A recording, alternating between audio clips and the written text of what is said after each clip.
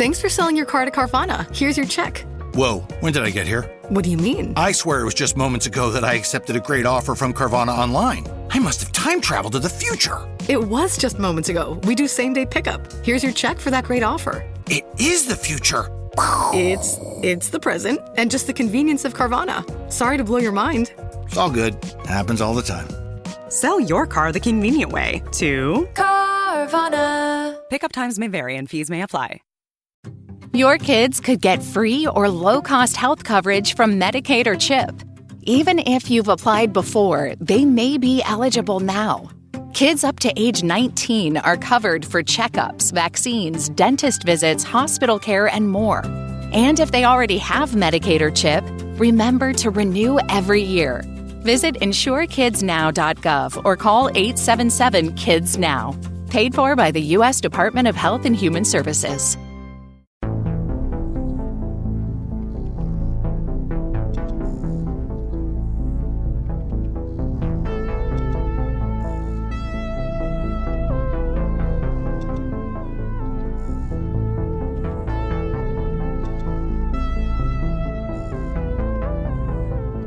Hello, everybody, and welcome back to the Chilluminati podcast, episode 300. Oh, shit, I forgot what episode number we're on. 300 and something. 340 something, I think. Episode 471. Yeah, 471. As always, I'm one of your hosts, Mike Martin, joined, as always, my two wonderful co-hosts and one of my best friends, Jesse and Alex. Oh, hey. Hello. Aw. Are you only saying that because you're trying to get us into some sort of cult of chaos magic so that you can summon some sort of demon that will then give you the ability to, I don't know, shoot lightning out of your eyeballs? No, chaos magic is behind us now. Here's the thing. Yeah, Thank God. That's the nicest thing you've ever said to me. Yeah, we're never going to talk about magic again on the show, right? I didn't say we're not talking about magic ever again. Chaos magic. Do you mean us. chaos magic because is behind us now because it is predated? The thing that we're talking about right now is predates chaos magic by 100 years, and everything that chaos that chaos magic goes straight into. Yeah. And then eventually leads to the Scarlet Witch. Yeah, kinda. Well, maybe you were really good at it. Our chaos magic hopefully leads you to our Patreon. Yes, that's right. If it is your will that we should continue making this podcast, write that sentence down on a piece of paper. Actually, write down the letters www.patreon.com/CHILLUMINATI and POD. Come to our website, and then you'll just come. Yeah, you'll help us. Your will be done. You see what I'm saying? And in that way, you practice magic. Yeah. That's what we're saying. Right. To practice magic, give us money. Today, boys, I'm very excited. Before I really want to jump into the topic, but hey. Limited time stickers are still available over at theyeti.com/Chilluminati. With their collaboration with Dory's Doodles. There are 5 mystery stickers that you can see kind of the general shape of when you check out the actual store page and grab them. We'll be doing kind of these like collaborations with artists that we're super fans of to, showcase their art, and everything we sell is 50-50 split with them. So go check it out at theyeti.com/Chilluminati. It is cool. Good, yes, tight, yeah, smart, yeah. So tight. Awesome, so smart, great, neat, and zany. And zany's the key, though. If it's not zany, we don't want to even mess with it. No, that's what we're known for, our zaniness. The next few episodes actually are pretty goddamn zany because we are officially leaving LA month after a wonderful couple months of LA month and some awesome topics. Or are we in a lot of ways? And as we do, we are entering the world again outside of LA. And in doing so, no, you're correct, though. This is the beginning of a series we've been talking about doing for years now. This is the series on none other than Aleister Crowley. You may know the name. Crowley. There you go. Yep. You can't point at me to continue. None of you are going to go bomb. None of you? No. It's fine. Whatever. I thought you were like I thought you were I was like, and now you do the rest. I thought you had planned something with Mathis that you were gonna do, and I was like getting ready to watch it. That you guys were cool. You were doing like a little finger thing. I thought that was I was trying to get you to jump in. Yeah, no, I'm with you. I just thought we were gonna do like a whole bit. I thought you were gonna. I thought I was about to watch a show. That's all. It's okay. I mean, it could have been a show if you all jumped on board, but There you go. Thank you. All right, we're good. Magic is for, right? Dean can fix it. He'll make it magic. It'll work. He won't. Yeah, there you go. Thank you so much to Cash App for sponsoring today's episode. And listen, when it comes to your money, you deserve to feel safe from fraud and in control. I mean, who wouldn't want to feel like that with their money? That's kind of important when it comes to your money. Listen, and that's exactly what you can expect with Cash App. When you get the Cash App card, not only do you get access to a ton of perks and benefits like exclusive early access to nationwide concert pre-sales or even discounts on popular brands, but you also have extra security with the power to instantly lock or unlock your card right from your phone in just one tap. If a suspicious transaction pops up on your card, Cash App has your back by automatically declining the purchase and sending you a heads up to confirm if it's you or not. Behind the scenes, you can rest assured knowing your account balance is protected by 24/7 fraud monitoring, and if something ever feels off, you have the ability to lock your card right from your phone in just a single tap. With Cash App, you can spend, save, and live your life knowing your money is right where you left it, with advanced built-in security protections you can count on and help when you need it. Spend the peace of mind today and order a Cash App card in the app or at cash.app/card. And for a limited time only, new Cash App customers can use our exclusive code to earn some additional cash. I mean, for real. Just download Cash App, use our exclusive referral code SECURE10 in your profile, send $5 to a friend within 14 days, and you'll get 10 dropped right into your account. Terms apply. That's money, and that's Cash App. Cash App is a financial services platform, not a bank. Banking services provided by Cash App's bank partners. Prepaid debit cards issued by Sutin Bank, member FDIC. Instant discounts provided by Cash App, a Block Inc. brand. Visit cash.app/legal/podcast for disclosures. Thank you again to Cash App for sponsoring the video.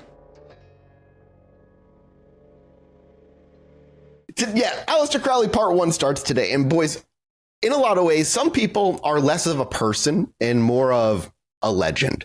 Their lives are such a chaotic mess of truth, lies, and self-mythology that the real human being gets kind of lost in all that noise. And that legend can be whatever you kind of need it to be. A hero, a villain, prophet, fool. You can fill in the blank. And we're about to spend a lot of time with a man who was called all of those things. And you kind of get the feeling that he actively cultivated every single one of them.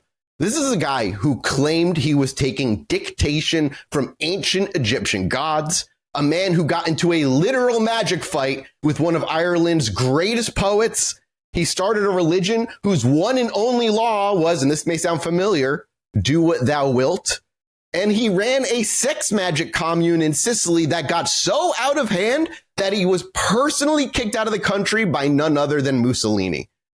He was a world-class mountaineer who, Kind of tight. That's kind of to get kicked out by Mussolini. That's kind of tight. It's kind of sick. You kind of get some points on my worldview. He was a world-class mountaineer who tackled some of the highest peaks on Earth, a brilliant poet, a supposed government spy, and a hopeless heroin addict. You can't tell the story of NASA's Jet Propulsion Lab without him. You can't tell the story of L. Ron Hubbard in Scientology without him. His face is on the cover of the Beatles' Sgt. Pepper's Lonely Hearts Club Band. You take a look at the photo in the top left, second from the left. He's the bald dude in the back. That's an interesting list of people, by the way. That's a notoriously interesting list of people. A weirder list of people than you would expect. And you know what else? You can't tell that Alex has a dragon with fuck me eyes behind him unless you're a Patreon member. That's right. You can't see it, but it's there. Right there. It's there. Right there. Thing keeps looking at me. I'm like, calm down, dragon. Maybe later. Now you just gave my wife a hilarious guffaw laugh 5 days in the future. Jimmy Page from Led Zeppelin bought his old house. And from the birth of modern witchcraft to the entire 1960s counterculture, his fingerprints are everywhere. So, who was Aleister Crowley?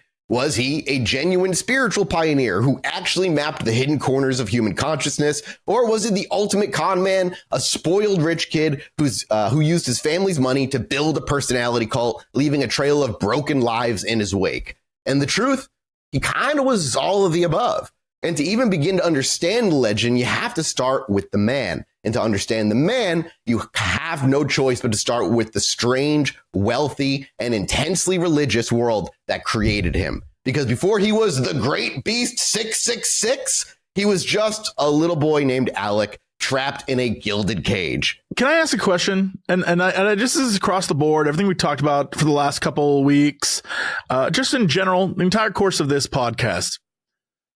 Every time that we mention like this person did something incredibly weird, it's usually like a rich kid. Yeah. And I feel like the lesson we're learning is that when you reach a certain point where you have so much money that you have nothing to do with your time. You don't have to work. And so you're like, I'm going to make a cult. Alternate explanation, right? We're all weird fuckers. For sure. But people with money, A, can do it, be weird, and B, people care about them. So, right, because they're rich, thus better than the rest of us. Let that be an indictment to you out there. Just kidding. Yeah.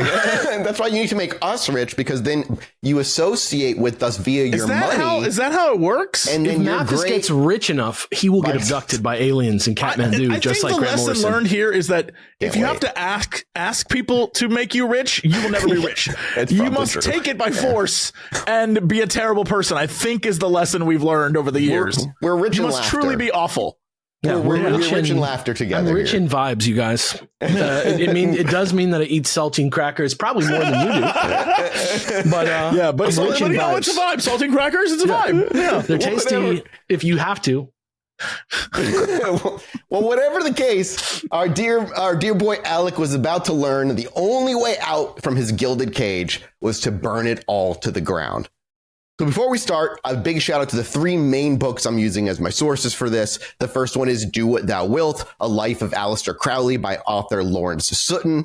I thought you meant Do What Thou Wilt, the Chilluminati episode from last week starring Kurt Maloney. Also that, I'll go listen to that for sources on this. Then you got Perdurabo, The Life of Aleister Crowley by Richard Kaczynski. And then obviously the one that I had to include in this, The Confessions of Aleister Crowley, an autobiography by Aleister Crowley about himself.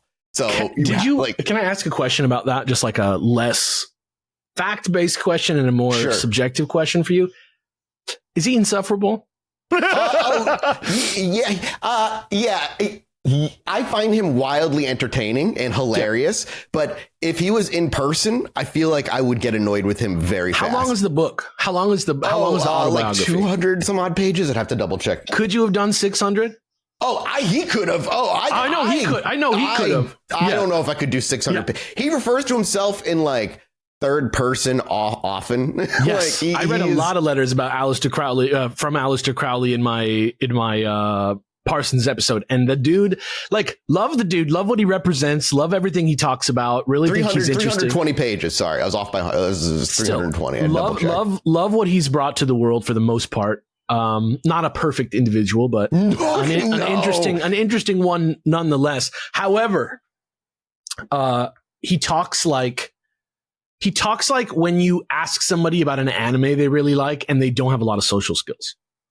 Dude, I couldn't. He wants to hurt you with his overwhelming knowledge. Yes, that's exactly. He wants to get on top of you and dominate you with his knowledge about something that you don't have. More intelligent than you could ever be.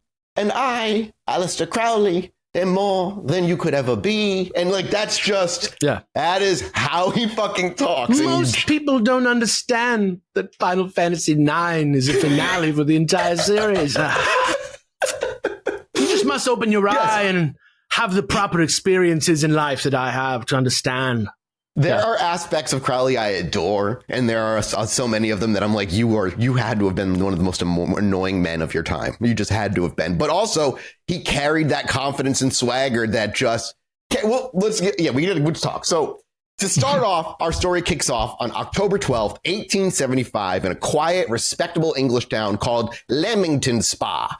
This is the dead center of the Victorian era as well. A time that had like very rigid social rules and a public morality that was just suffocatingly tight around the people of its time. 1870s Victorian England. Yes, 1875 is when he's born. Yeah. That's the time when the middle class came to exist. Yep. Started to hate sex and violence. Oh, yeah. Yep. And decided that half the stuff that we think about in our lives should be a secret. Really crazy. It in a lot of ways, it was kind of like an empire of like appearances, right? Like, sure. This was like a time of huge industrial progress also happening. Like you said, the middle class is being born out of this. Yeah. Yeah. And this is all running headfirst into like an equally massive spiritual anxiety. And into this world, Edward Alexander Crowley is born. And on paper, this kid kind of just won the birth lottery of his era. His family was swimming in cash. His father, Edward Crowley, had retired in his 30s from the family business, a massively successful brewery called Crowley's Ales. That's hilarious. I know. And the brand was so well known, the slogan was basically a household phrase. Good ale is Crowley's. That was their slogan. Simple. Really? Yeah. And this fortune meant a life of incredible privilege for him, a comfortable home, and any education he wanted. But here kind of like is the first great irony of this kid's life that is just kind of packed with irony all through it. The man who would become the world's most famous advocate for every kind of indulgence was raised on beer money, and it was money from a product his own family considered a personal ticket straight to hell. I don't want to talk about it too much in a numerology type way, but it's interesting also that his name is basically Crowley Ale. Alexander, Alexander, Edward, you're right. I didn't put that together. The Crowley household wasn't even a typical household. It wasn't a typical home for the newly rich. There was no art on the walls, no music, no parties. The library wasn't filled with novels or poetry, and the vast fortune was used to build a home completely sterilized of any world pleasure. Because the Crowleys weren't just Christians. They were something else way more extreme. They were devout leading members of a radical, fanatical, and deeply exclusionary sect of the Plymouth Brethren. And I was going to say conservatives. Is that like Puritanism? Very, yeah. Well, yeah, you can't understand a single thing about Crowley without understanding the Brethren, because his entire life was about to become a meticulously constructed point-by-point rebuttal of everything that they stood for. So what were the Plymouth Brethren? We're not talking about like your standard go to church on Sunday Christianity. This is the hardcore, like splinter cell version of the faith. It was a movement born in the 1820s from a group of men who were disgusted with the established Church of England, seeing it as a corrupt, bloated bureaucracy that had lost its way. Plymouth being like from like Plymouth Rock kind of vibe from this, but Puritanism, like we are normal Christianity isn't good enough. We're going to go like wear buckles on our hats kind of Christianity. It's like super. I believe they're Irish, and I believe that they were like the most Protestants that you can fucking imagine. Like they protested, like the nonconformity of them compared to the regular Christian church was the point. You're 1,000% correct, because the guy behind it all was an Anglo-Irish theologian named John Nelson Darby. And Darby and his followers wanted to get back to what they saw as pure, primitive Christianity of the first apostles. That meant no hierarchy, no priests, no bishops. They were all just, quote unquote, brethren in Christ. But Darby's most influential and lasting contribution was a concept he basically invented called dispensationalism. This is the idea that God has a different plan for different ages of history. And most importantly, Darby taught that they were living in the final fallen age right before the literal any day now return of Jesus Christ. Sound fucking familiar? It sounds a lot like Osmond Spare. And it sounds a lot like the people like Huckabee and all that shit, like our politicians who believe we're in the end times now. That's that part, yes. But the part about removing all distractions from the text, like it's like Bible only, right? Yes. That's the only book they had in their house. Yeah. I feel like the parallels are great, mostly because it's technology based. The more there's rapid change in the world, the more people look for, like at this point in time, we're talking steam engines and factories and all sorts of stuff. And the world is changing. The smoke is filling the air. Cities are looking dark and danker, and like wires for electricity are about to happen. Yeah, like it's a revolution. And so there's also revolution in bringing back that old time religion. Like we're too kind. We're showing too much empathy to these people. And every so often it happens. It happens like every 50 years we get hit with another wave of it. Have you seen those propaganda comics from, I think it's American, when electricity was like becoming a thing, and like this like huge like electricity is evil kind of shit? I'm like, yeah, it's humans haven't fucking changed, man. Anything new when they're like it's evil. Here's the thing: the people that are thinking that and feeling that are like right, like. I mean, in a way, you're not wrong. Like, look at us. Like the reason, like I don't know that much about the Plymouth Brethren as a modern organization. I don't know what their politics are. Yeah. So I can't like speak on that, but like in terms of their philosophy right now, this is the most empathetic. I feel for these people. You know what I mean? Like talking about electricity being scary. Let's talk about AI for a second and all the things 100% what I thought too. That was the correlation in my mind. Exactly. Like, that's what it does to we're thinking about AI in terms of what it does to our culture. From the unthinking, unfeeling, plugged into a tube people that AI will propagate into the world. They want the AI teat to suck on. They, in 100 years, will love the AI teat. But right now, us people, I was born before there was internet. I didn't have a cell phone until I was 17. You know what I mean? I was a little late on that for my age, but like still, like this type of thing, the people that join a group like this, it makes perfect sense. And the appeal of something like chaos magic today, or even just the return to doing a good job as a notion of caring about doing a good job, to me, could get me into a fucking religious group like this if I was a fucking fucked up poor person from the 1820s or whenever the fuck this was. Vulnerable, an extremely vulnerable position. I mean, you're right. I mean, the way we look at AI, think about back then when they were getting electricity for the first time and how that changes everything. You know, you're like living in a home of like wood, fire, flames, candles, and now all of a sudden these people with these buildings where they're living on top of each other and apartments have like these lights that just turn on with a switch. Like that's dangerous. Gotta Think about van life. Think about van life. Think about these people that want to, like that dude in the bus who died in the movie. They made the movie about him, Into the Wild or whatever. Like he just like left. It makes sense. Sorry, I spoke over you, Jesse. No, it's interesting to see that is like everyone has that. I try so hard. I feel like things are unfair. Or taking it to the next level when it comes to technology, like I work hard and y'all have the easy mode, and that's terrible. That's like some devils. Like there's like multiple levels, but it's fascinating that currently today, the reason why you don't see a huge rise in like cultish activity is that a lot of people, especially younger kids, Alpha and Gen Z, it's really funny to watch them be like, no, I working hard is not going to get me anything. So like you can't trick them into being like, come join us. It's they've been so fucked. They've been so fucked by capitalism that the connection between working hard and doing a good job and getting money is like broken. Yeah, that's not. You can't be like, it's not fair. So hard and come work hard for me. They're like, what's in it for me? You can't really cult a lot these days. Good. I'm glad that they're like that, man. Like because the millennials, I feel like we're the last generation that was kind of like bought into the idea that when we get our college degree, we'll get a job. Oh, there's so many millennial cults. Like that is a real thing. The amount, especially in LA, the amount of like 30 and 40-year-olds caught up in like culty things. Yeah, absolutely, it's true. And I think that's because you're right. We're the last one that we were told, like, if you work hard, you can achieve anything. And then over the 40 years that we've existed, we've just been proven wrong and wrong again. We weren't the last ones that were told. They still tell that to kids, but it was in earnest for us.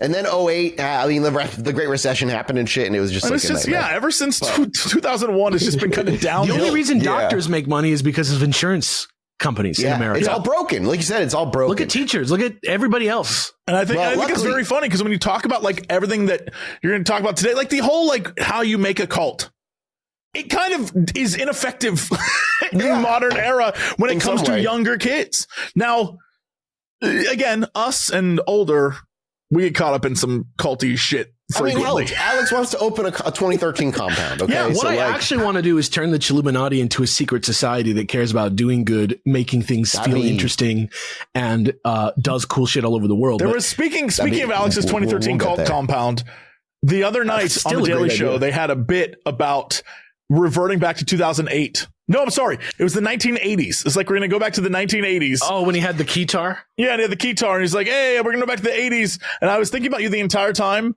And then the bit that landed for me really well is at the end, they're like, all we have to do is like change this and this and this and this about society. And he's like, and that's easier than pretending it's the 1980s. And I was like, that's real. So I get you, Alex. I understand now. Yeah. 2013, let's do it. Like, I'm talking about like, I only know my own self, right? I only know my own happiness. I only know my own experiences in life. I read a lot. I see what other people are going through. Yeah. Like, I don't know, stuff like spirituality, like hardcore spirituality. They didn't have the fascist corporate, like overarching hopelessness that we have today. Like people could still like go out and get rich and do things, but it makes so much sense. It makes so much sense. Remember, America did have companies that had company credits that you could only use in company stores for a very long time and shit. They did have that. They did have that, but nobody read. Like it's true. It's very true. You didn't know about that. Like people who are like, I like the simpler life. I want to go be simple. They don't. The things that probably you like to be in a super Bible-y group, probably the things that you have to give up. Yeah. I'm just guessing were probably not important to them in the same way they are to us now, like sex and freedom. Like, I feel like back in the day of like ancient Greece, people didn't even think about themselves as individuals the way that they do now. You know what I mean? Like, I feel like right when people were starting to be able to write as like a normal thing and communicate in that way, I feel like the idea that you were going to go be something interesting is like not even a thing. Or like that your life and your experience as a person. I don't think so. Because there's still stuff like, but then I still like read like all the ancient like the ancient like graffiti and like ancient complaints about like not good enough copper, like that complaint from ancient Egypt. Like humans have always been bitching about capitalism. Writing it down, 100%. Writing it down once you can write, yes.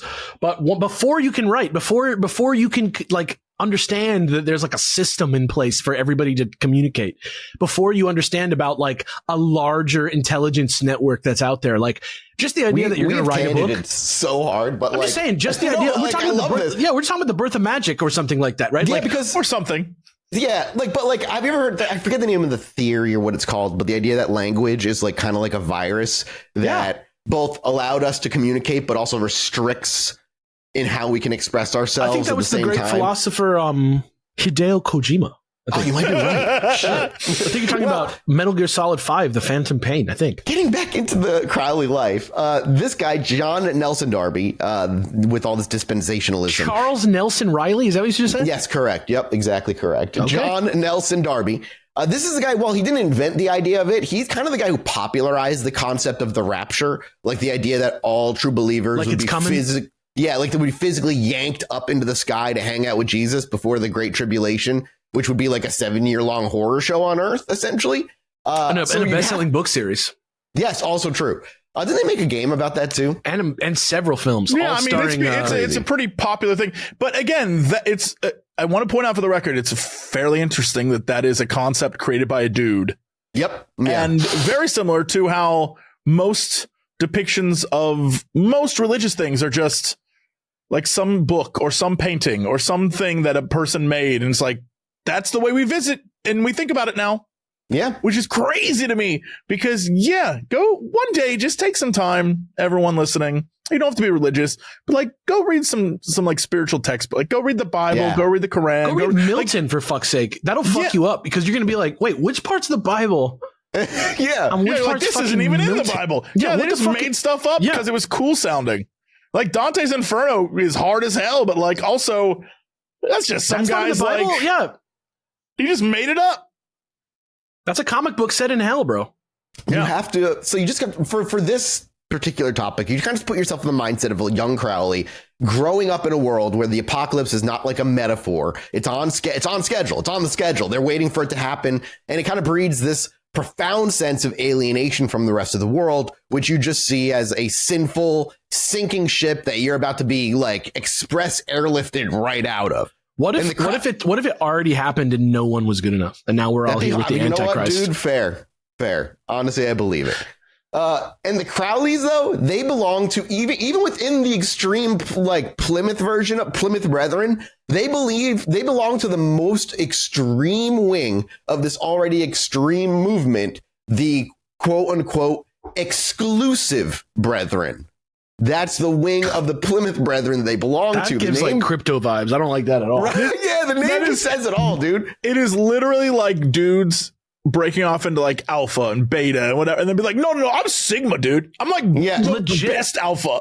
No, we're exactly exclusive. We don't even have a Bible. We don't even have a Bible. We share a Bible. There's one Bible in the town. Bro, you Gen Z, Gen Alpha are absolutely cult mentality. There's Sigma mindset, Alpha mindset. It's TikTok cultish now. It's just TikTok groups you just belong to. They just believe in software. They just believe in gamified things that you didn't have to gamify before. Everything's a game, dude. Yeah, that's their cultishness is like in their pocket, man. Well, the exclusive Brethren's primary spiritual practice was separation. They believed that they, and pretty much only they, had it right, that they were saints and their job was not to mix with the worldly, they called them. Not literally. No, they were not to mix with like the worldly. No, they didn't literally think they were saints, right? Well, in their mind, they did. They would be saints after they die. Like they're living such pure lives. Yeah, that's not even how sainthood works in this world. No, this is different.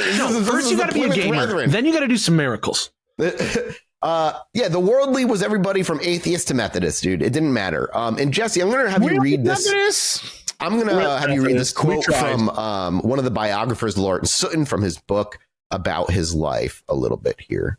It's so funny.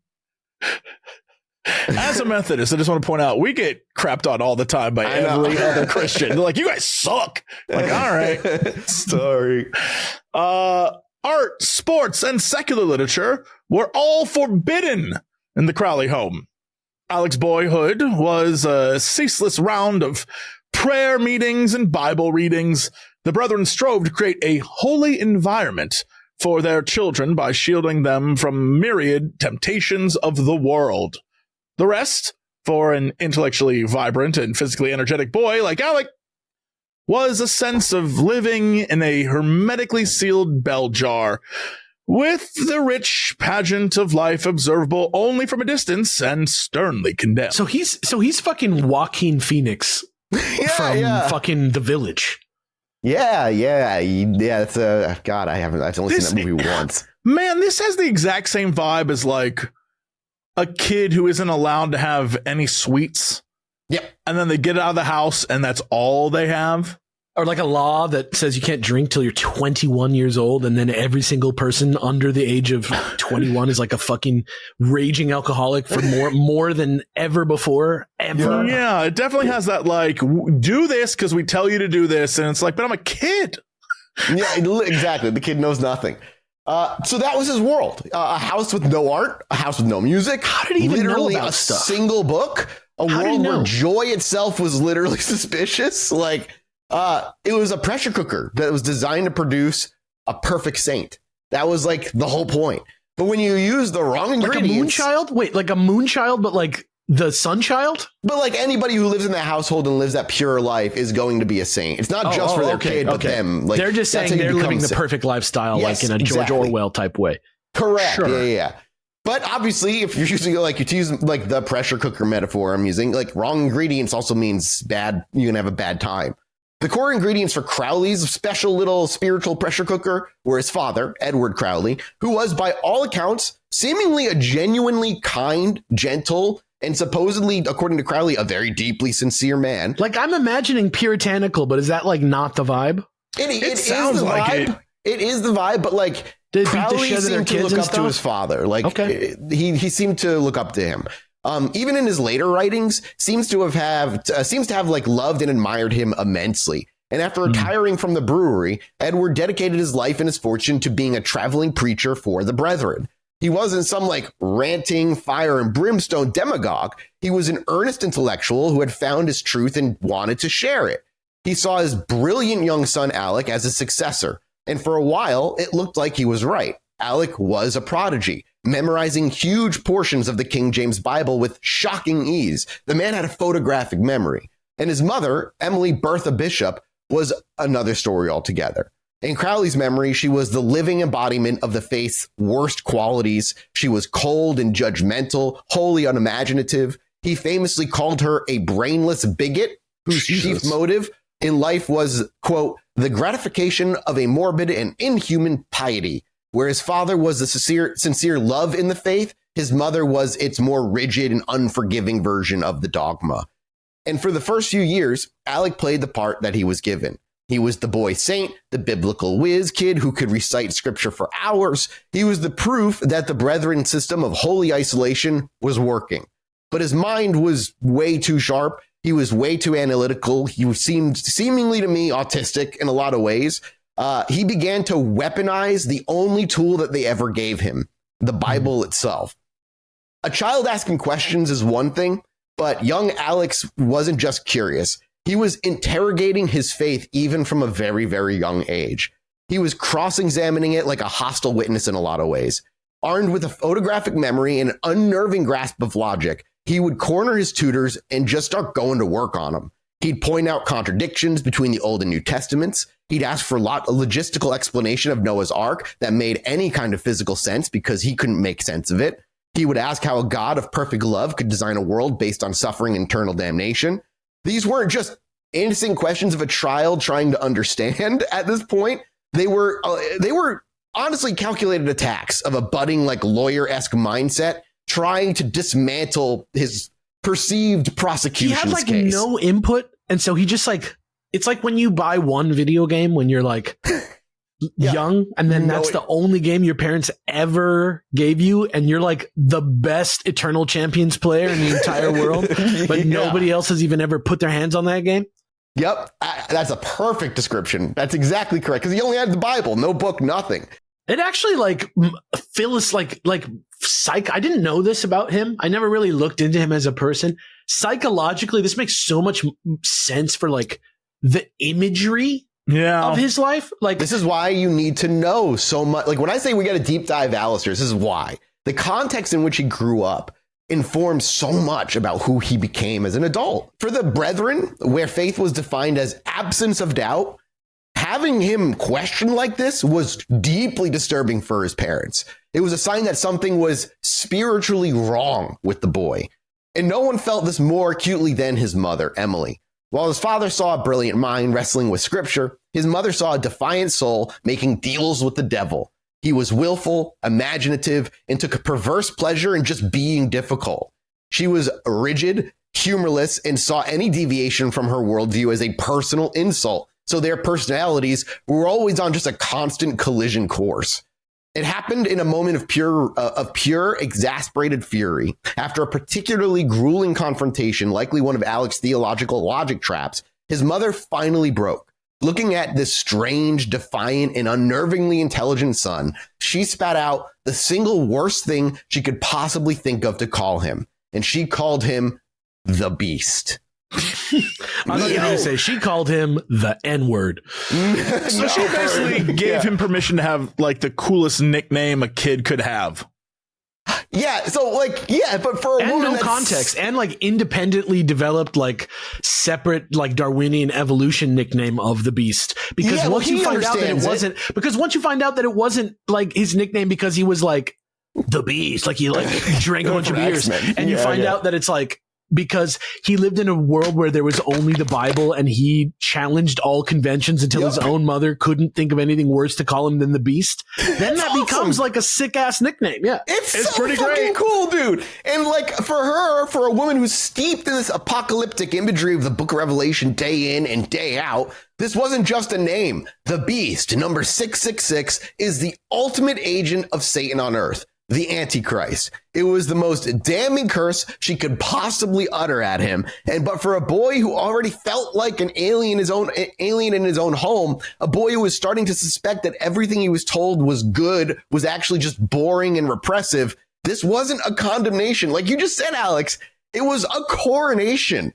He seized the name. He embraced it. He decided right then and there. The beast, okay, He probably said that right back. Right, yeah. The beast, Then I will become the beast. That's what he did. It was the first and maybe the most powerful act of ceremonial magic he ever performed.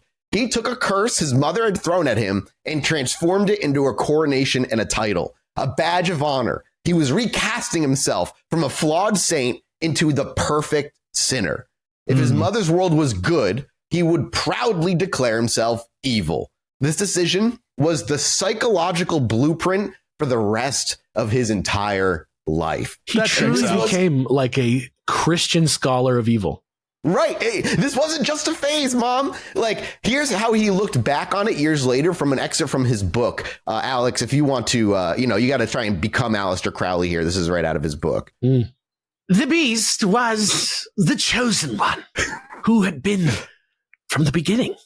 It was not a case of a naughty boy wanting to be a bogeyman. It was a passion of the soul. He was not satisfied with the statement that he was a miserable sinner. He wanted to be the chief of sinners. It was the first step on the path of the true will, to be not merely a rebel, but a revolution. And see, I love his writing sometimes. I really do. I love his. But you can also taste the insufferable language on that he uses. This is what an Alex episode feels like to the audience. He wanted to be chief of sinners. And this idea led him from just thinking rebellious thoughts to actively experimenting with his reality. He started to test the world around him to see what else was a lie. Now, this brings us to one of the most infamous and to some disturbing stories from his childhood. But I have to preface this by saying, it comes directly from his own autobiography. So it may be heavily embellished or just entirely completely made up. But the fact that he chose to tell this story about himself is more of what's truly revealing here. He's heard the proverb that a cat has 9 lives. Most kids would just accept that as a piece of folklore. But Crowley decided to test it empirically. According to his own account, he captured a cat and systematically subjected it to various poisons and physical injuries, clinically observing the results to see if the proverb held up. Now, the story is, of course, horrifying, but the point of it for Crowley, I don't think, wasn't just the cruelty, it was the methodology. It was the declaration of faith in his new religion that he called scientific illuminism. The core idea is pretty simple. Truth is not found in ancient books or moral codes. Truth is found through direct, personal, and often transgressive experimentation. He was rejecting the wisdom of his elders and replacing it with the cold, hard data of his own senses, no matter how ugly the process. He was becoming, in his mind, a scientist of the forbidden. Again, there's no way to know if that cat story is true, but I think it's like a lot like the Bible, almost a metaphorical story to represent what he is in his own mind. I think he made it. It's like straight up like magic marketing, like straight up in like will-based, true will, thelemic fucking marketing. I mean, that's kind of his whole vibe is really great marketing. Yeah. Well, breaking down the boundaries between truth and like writing something down.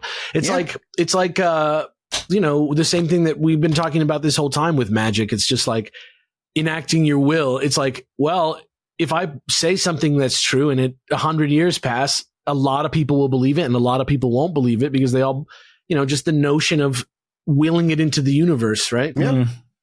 Well, and while, at his young age, this internal revolution was still kind of rising, it was still very much contained within his own family life, held in check very much by a single person.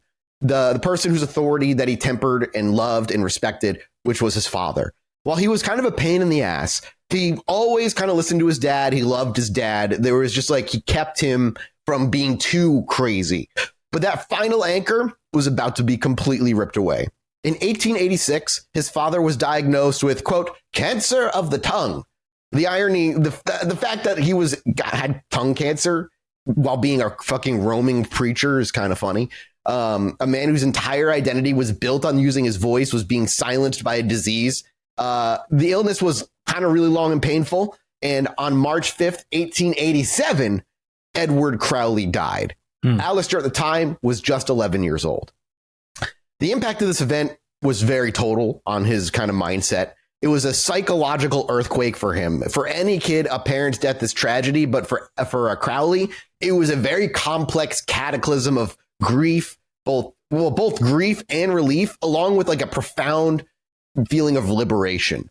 Again, his dad was the only one that really kept him in check. And the man he loved now being gone, but so was the living embodiment of the Plymouth Brethren, the last sincere pillar of the faith in his life. Yeah, it was like his respect for them was hinging on that dude completely. And now that was gone, his sincere like belief in the faith crumbled.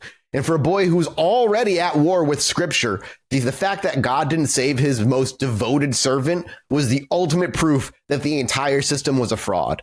The king was dead, and so for Crowley was God. It's like the idea of like I think a lot of kids go through that, losing either a pet or anything. That first real loss was like, if you're religious, like I grew up as a Catholic being like, well, why'd you take this person away if like, you know, they were good and all that stuff. Like, but now, you know, you're in the extreme religion version where your dad is in the exclusive version of your extreme religion being a preacher and God isn't going to save him from the disease. Yeah, that was it for Crowley. And you really are on an island. It's Prospero dying and leaving his daughter alone. It's like, you know. Yep. Crazy. I'm impressed with that reference. I like that a lot. I did actually go to school. I choose to sound crazy as an aesthetic choice. Honestly, I like the keeping it classy. Next thing you know, like Mass is gonna be like, so anyway, I was jizzing on sigils. Jizzing on sigils? The jizz and sigils yet. That'll come. Don't worry. I bet you. Wait, well, he's 11 right now. He's 11. Wait till he's like 15. Wait till he's like 15. Yeah. Yeah, we're getting there. So when the dust settled from his father's death, 11-year-old Alec was left with two immediate practical things. First, he was newly rich. His father's fortune, which was about, some reports, I don't have like a specific number, but some reports put it around 40,000 pounds at the time. He got that when he was 11 years old? Yeah, because it's, you know, man of the house, that kind of era. Wow, that's a crazy law. Okay. That's worth, like today's money is worth millions. It's worth millions of dollars. It was left in a trust for him. Okay. This financial freedom would become the engine for the rest of his life because it meant, as we said right at the beginning of the episode, he would never have to compromise, never have to get a job, never have to bow to anyone for a paycheck. The man could do whatever the fuck he wanted. Smoke crack and fuck bitches all day and write a book about it. Literally, yeah.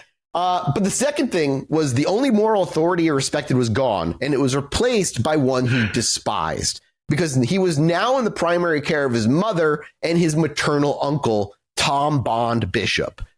If his father, we looked at him as like the avatar of like a sincere, even if misguided dude, believer in his faith, his uncle was the embodiment of what Crowley saw as its hypocritical, tyrannical nature. The sincerity of his father's faith was now gone, and in its place, the daily grinding reality of his maternal uncle. And his own book, Crowley's Confessions, if you want to go read it, that's the name of the book, by the way, are filled with acidic portraits of this guy, painting him as like petty, cruel, often talked about how wildly stupid he is constantly. He tells a story about how his uncle, tattling on him, like all brethren, had a secret passion for paintings of the old Dutch masters, many of which were, ironically, rowdy tavern scenes filled with drunken revelry. And obviously to young Crowley, this wasn't just a funny quirk. It was just straight up proof of a deeply repressed and hypocritical dude. He describes his uncle as a skinflint who would bully the household staff and who seemed to take a sadistic pleasure in thwarting his every desire. Quote unquote. That's how he said it. Skinflint. Skinflint. Yeah, I love that word, dude. This daily exposure to a man who spouted pious rhetoric while acting like a petty tyrant was the final nail in the coffin for Crowley's faith. His father had shown him that a good man could hold these beliefs. His uncle showed him how those same beliefs could be used as a mask for a cruel and selfish nature, which is something I feel like we see often nowadays. And it was just the perfect incubator for a lifelong hatred of religious authority. So now his stage was set. The boy had a name, the Beast. He had a philosophy, direct personal experimentation, and he had a cause, the total liberation of his own will from the prison of Victorian Christian morality. All he needed now to finish this fantasy was a battlefield, and his guardians were about to provide him with one. Seeing their strange, wealthy, and now orphaned charge spinning completely out of control, they made a decision, like all parents of that era do. He must be sent away because he is weird. Correct. Yes. They packed him up and sent him to boarding school, and not just any school. They chose institutions run by and for members of the Plymouth Brethren. This is exactly what happened to Manson's, by the way. Just it's very similar. Yeah, dude, seriously. They were hoping to finally break his spirit with a double dose of religious dogma. It's absolutely crazy. The plan is to break your child's spirit. Yep. Like, that's a wild plan. Like a horse. But if you thoroughly, fully buy into that your way is the only way your boy gets to heaven, and he refuses, what do you do? Look, admittedly, if you're hyper religious and you aren't like, I'm trying to save you, bro. Like, at that point, you're doing it wrong. So I guess if you're really going to go full, like, we're the Plymouth cult, then it's on point. It's just a little out there and wacky. We already know about this 11-year-old boy. This is like fucking trying to like put out a fucking fire with a gasoline. Just like you're making it worse. Also, it's get this kid out of our life vibe. Like, we don't want to deal with him. Oh God, yeah. In 18, what year is it now? Like 1890, something like that. We're now in 18. Yeah, where were we? 1887 is when he died. 1887. So let's just like, the thing I don't get about this, like when you send somebody away to a Christian institution for being a troublemaker to make them more Christian, like that's going to work. Like, I just want to hear one time that's ever worked, because like by 1890, the writing's already on the wall for religion, right? Like, the world is going to stop being religiously motivated pretty soon. We can see it, right? People are starting to like buy titty magazines and drink beer and not go to church or think about church or even identify with the church, right? Like, why on earth would you like market your way of living as like miserable? Like, why would you like it doesn't make sense to the survival of your way of life as a thing that you would turn it into making the people that follow it have a horrible time. Late stage capitalism and like CEOs, like, why are you destroying the thing that makes you money? Like, late stage capitalism makes perfect sense, because the people the people just at the top, their daily lives become more important to them as they get older and more rich, and they take more of the world's money away, and somebody's benefiting, right? There are people at the top whose lifestyle's excellent and crazy because of capitalism. And Christianity, I guess maybe those people exist. I guess they do. He's one of them, right? They made money off of. No, but he's a beer. But he's a beer. So is his father. Yeah, but that beer sends everybody to hell. They never drank the beer. They sold it to the worldly and got bank off sinners. That makes no fucking sense. Again, that makes no if I was Kid Crowley and I saw that, I would have the same questions that Alex. Like, it doesn't make sense. But I'm talking about the brethren, not the Crowleys. Like, I'm talking about why are they like, we should be scary? It's like it should be nice to be like a part of the brotherhood. That's all I'm saying. It should feel nice. It's the same thing with Jehovah's Witnesses nowadays, though, right? Like, they're super restrictive and like they live a life of like nice because they're trying to get you involved. Go around and whip. They don't send their children. So I think you're also okay. So I think you're conflating like the mother being like all of them, because remember, the father was friendly and nice and went around and was a friendly preacher of the brethren. He wasn't like a mean one. The mom is the mean one. To me, the fact that there is a brethren institution that whips your ass is bad. Yeah. That's what I'm saying. I don't understand why things like Christianity have schools that are like, well, the thing that we do is we beat it into them, because it just doesn't make sense. It's also still the 1800s, so like they're still beating people. But it does make sense though. Again, going back to what I was saying, if you truly believe you are fighting for someone's soul, then there is no stopping point in saving them. It isn't like if I'm beating you, it's because I'm trying to save you and I don't understand why you don't want to go to heaven. Like, that's because I love you. If that's, that's the extent of that. Like, it's one of those like abusive dad things where it's like, I'm beating you for your own good. Don't make me do this. But I don't want to do this. Sell the people that don't believe in our stuff beer. Like, because they're making money off of them. But that's exactly what I'm saying. It's not the perfect. It's not the perfect religious life that they're saying, because they're still. I agree. Yeah. It's hypocritical. But also time-wise, we're still in the era of a beer safer than water. I guess, but I don't think they cared about that. No, but I mean, like, you know, timeline wise, it isn't as much of a like diabolical sin. It's just ideologically inconsistent. That's all I'm saying. No, you're correct. But again, you're like Crowley is like, you know, Crowley agrees with you. And him being sent off to the school, this was his declaration of war. This was the battlefield he was fucking waiting for. And that boy arrived like Ben Shapiro, but actually smart. Like he was ready to like debate everybody. He had a bottomless contempt for authority and a burgeoning sense of his own satanic destiny. His main tour of duty was at a school in Cambridge run by a man named H. Darcy Champney, a fellow exclusive brother of the Plymouth Brethren. And here, Crowley perfected the art of psychological warfare. He knew simple rule breaking was for amateurs. A boy with his reputation would just be punished. To truly win, he had to undermine the very system of belief that gave his captors their power over him. He had to prove he was smarter, more cunning, and more willing to cross lines than they were prepared for. His most infamous campaign was waged directly against the headmaster himself. First, let me give you the setup here. Crowley, this is the boy who privately called himself the Antichrist still, began to fake a profound religious conversion. He began feigning piety with a theatricality that was apparently just wild. He dedicated his life to this. He wept during prayers. He begged the headmaster for private spiritual counseling, speaking of his own sinfulness with a trembling but earnest voice. He played the part of the prodigal son who coming home after healing so convincingly that he completely won Champney's trust. The dude was like, all right, I'll play your fucking game, and just method acted. Then the time to sting. Having established himself as a model of piety, Crowley arranged to be, quote unquote, accidentally discovered by Champney in a sexually compromising position with a girl who worked in the school's kitchen. The goal was never to elicit the actual act itself.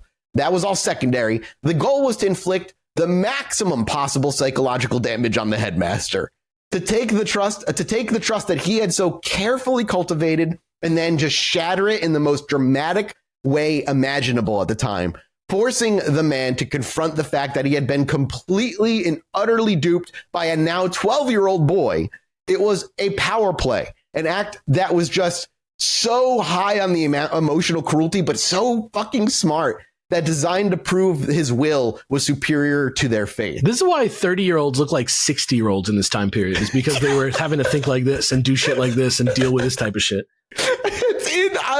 It's this part where I'm just like, God damn, man. I respect you for that. That shit's crazy. No wonder they took the wrong dinosaur skeletons and ran with it. They had shit going on. If you love to travel, Capital One has a rewards credit card that's perfect for you. With the Capital One Venture X card, you earn unlimited double miles on everything you buy. Plus, you get premium benefits at a collection of luxury hotels when you book on Capital One Travel. And with Venture X, you get access to over 1,000 airport lounges worldwide. Open up a world of travel possibilities with the Capital One Venture X card. What's in your wallet? Terms apply. Lounge access is subject to change. See CapitalOne.com for details.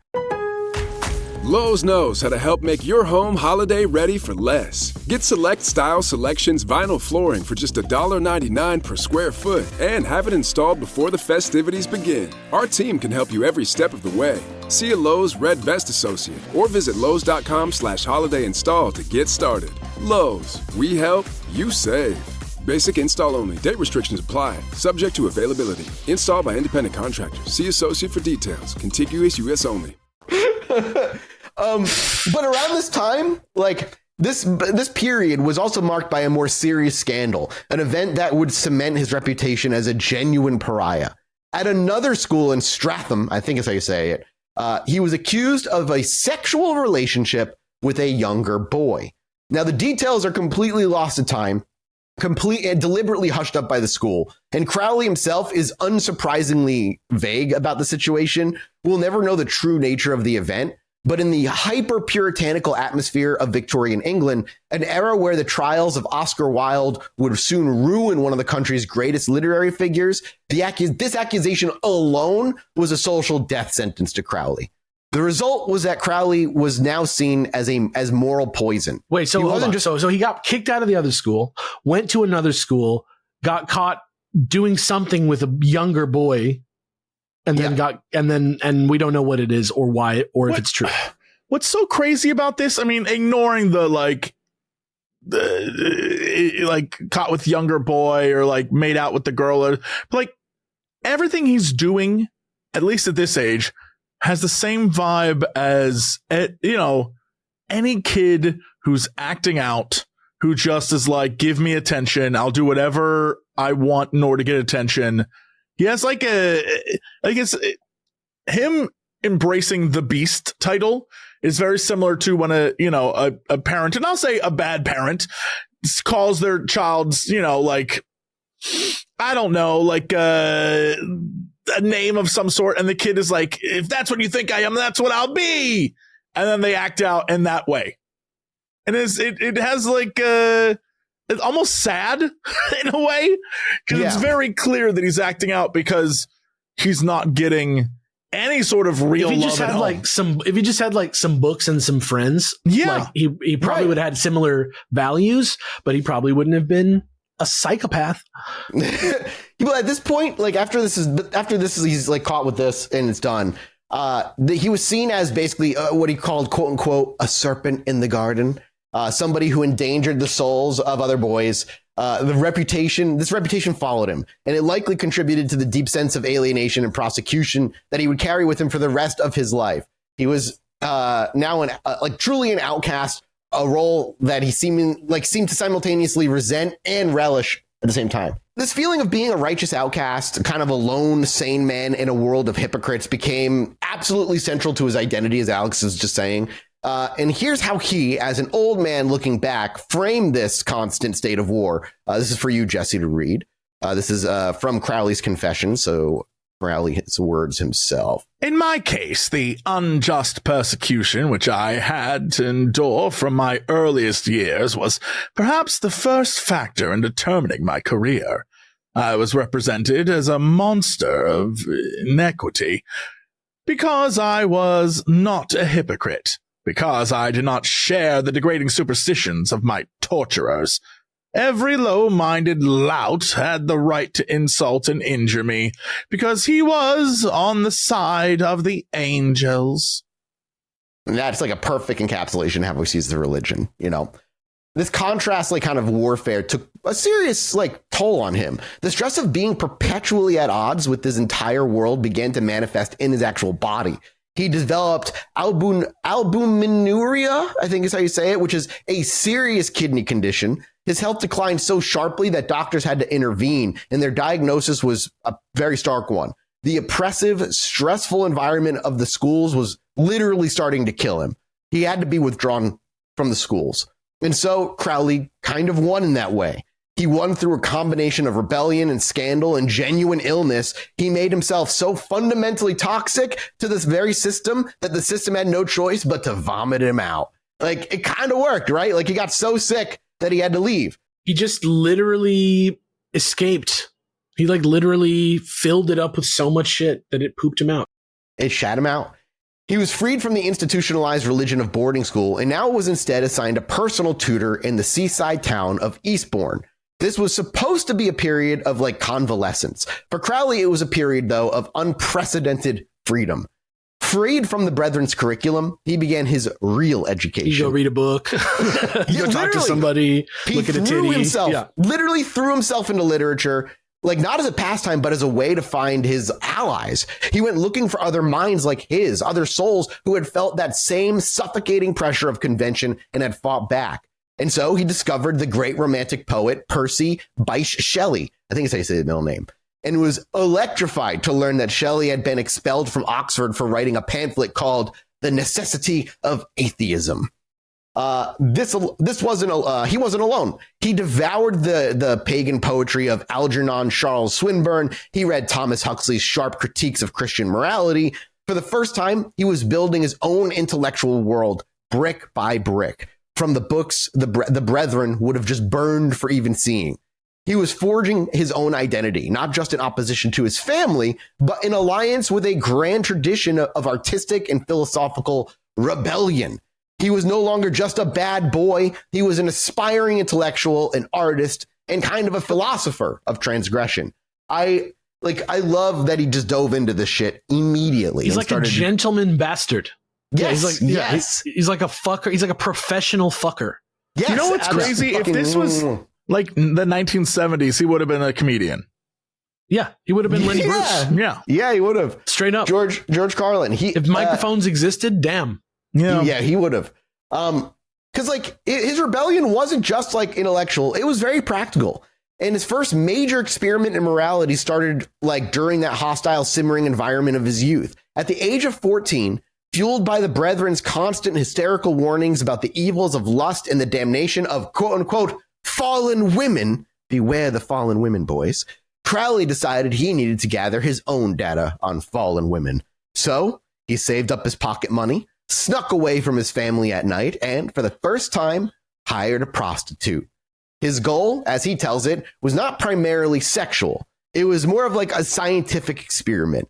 He had been taught that these women were monsters, corrupted, subhuman creatures, rotting with disease and spiritual decay. He wanted to see one up close. He wanted to observe the monster in its quote-unquote natural habitat.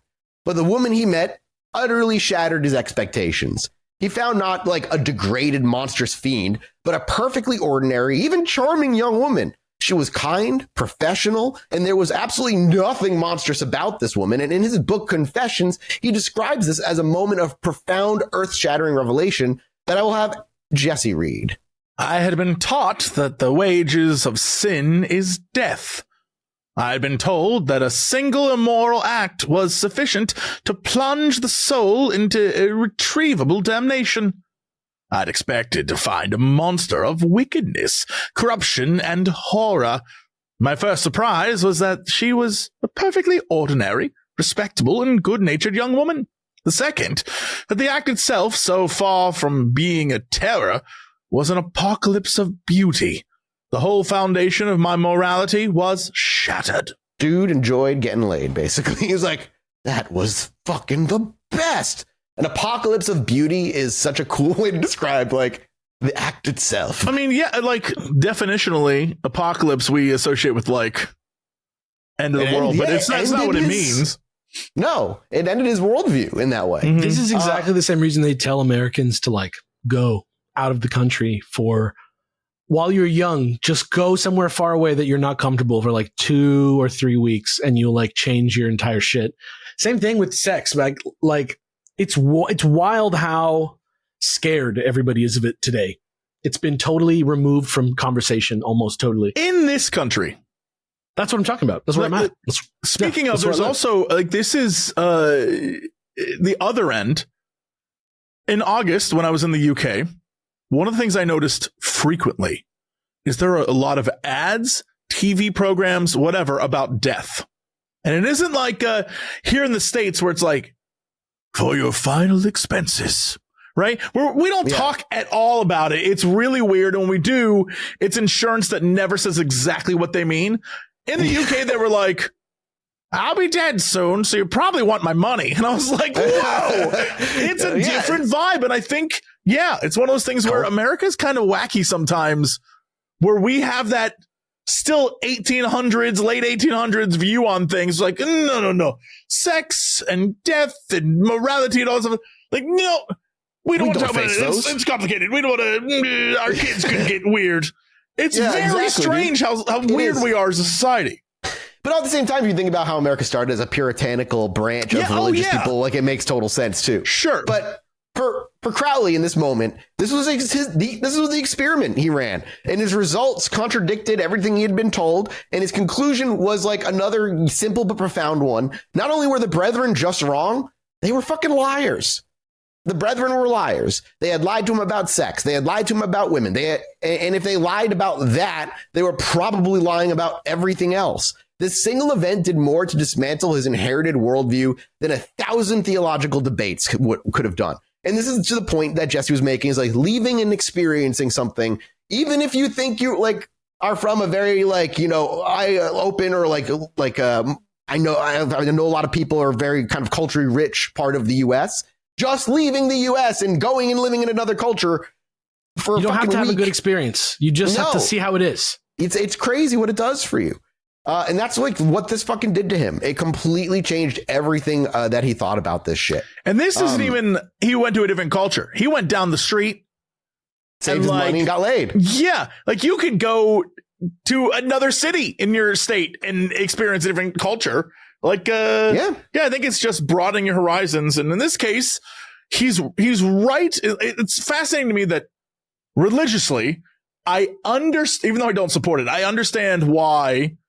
Again, if you really believe, like you're really believing and you want to save souls, you will tell people sex is a sin because you don't want them to get like something into sex. And you're look, it's a sin because you have to wait till you're married. And if you really believe that, you will hammer that into people. And the thing is that, it goes against all biology. It literally goes against everything that all species on Earth deal with, which is like, that feels good for a reason. Like I was so scared of sex for so long because I'm just raised in that Catholic mindset. Like I didn't want to go anywhere fucking near it until I was like 18, 19. It scared the shit out of me. There's no reason to demonize it other than to control people. Yeah, exactly. There's lots of causes out there that people demonize the people's reactions to, or create some sort of intent behind. Like if you want to just talk about putting sex and stuff, you're like, are you a fucking freak that you got to put a penis going into a vagina in something? Like, why did you do that? Or, you can weaponize it against gay people and say, why did you show a picture of gay people? Should you be in jail? And people are like, I'm scared of gay people too. You should be in jail. Like, it's fucking crazy. This one experiment, I mean, this is another one of those moments where you look at what he did. And, like, this is just kind of how he lived his life from this moment forward. His experiment with like the prostitute was a dramatic shattering of his moral education. And his rebellion was also taking other more subtle forms. During this period, he began to cultivate like a rich inner life that was completely hidden from his guardians. And one of the most important developments during this time was his passion for the game of chess. He became a wildly good chess player. As a boy, he was skilled enough to join the prestigious Cambridge University Chess Club and hold his own against seasoned adults. For Crowley, this was far more than just a simple game. Like chess was the perfect way to like keep his mind sharp, another battlefield for him to like measure himself against others. It was like a self-contained world of pure logic, strategy, intellectual combat. It was a place where he could exercise his will, dominate another opponent, achieve total victory through superior intellect, all within a socially acceptable kind of framework. Enact his will. Yeah. Yeah, it's crazy. But it makes sense, honestly. Like it makes total sense. This game kind of honed his ability to think several moves ahead. He kind of credits chess for that, and to anticipate opponents' actions and to be ruthlessly sacrifice lesser pieces for a much greater strategic goal should it need done. Like it's such a wild.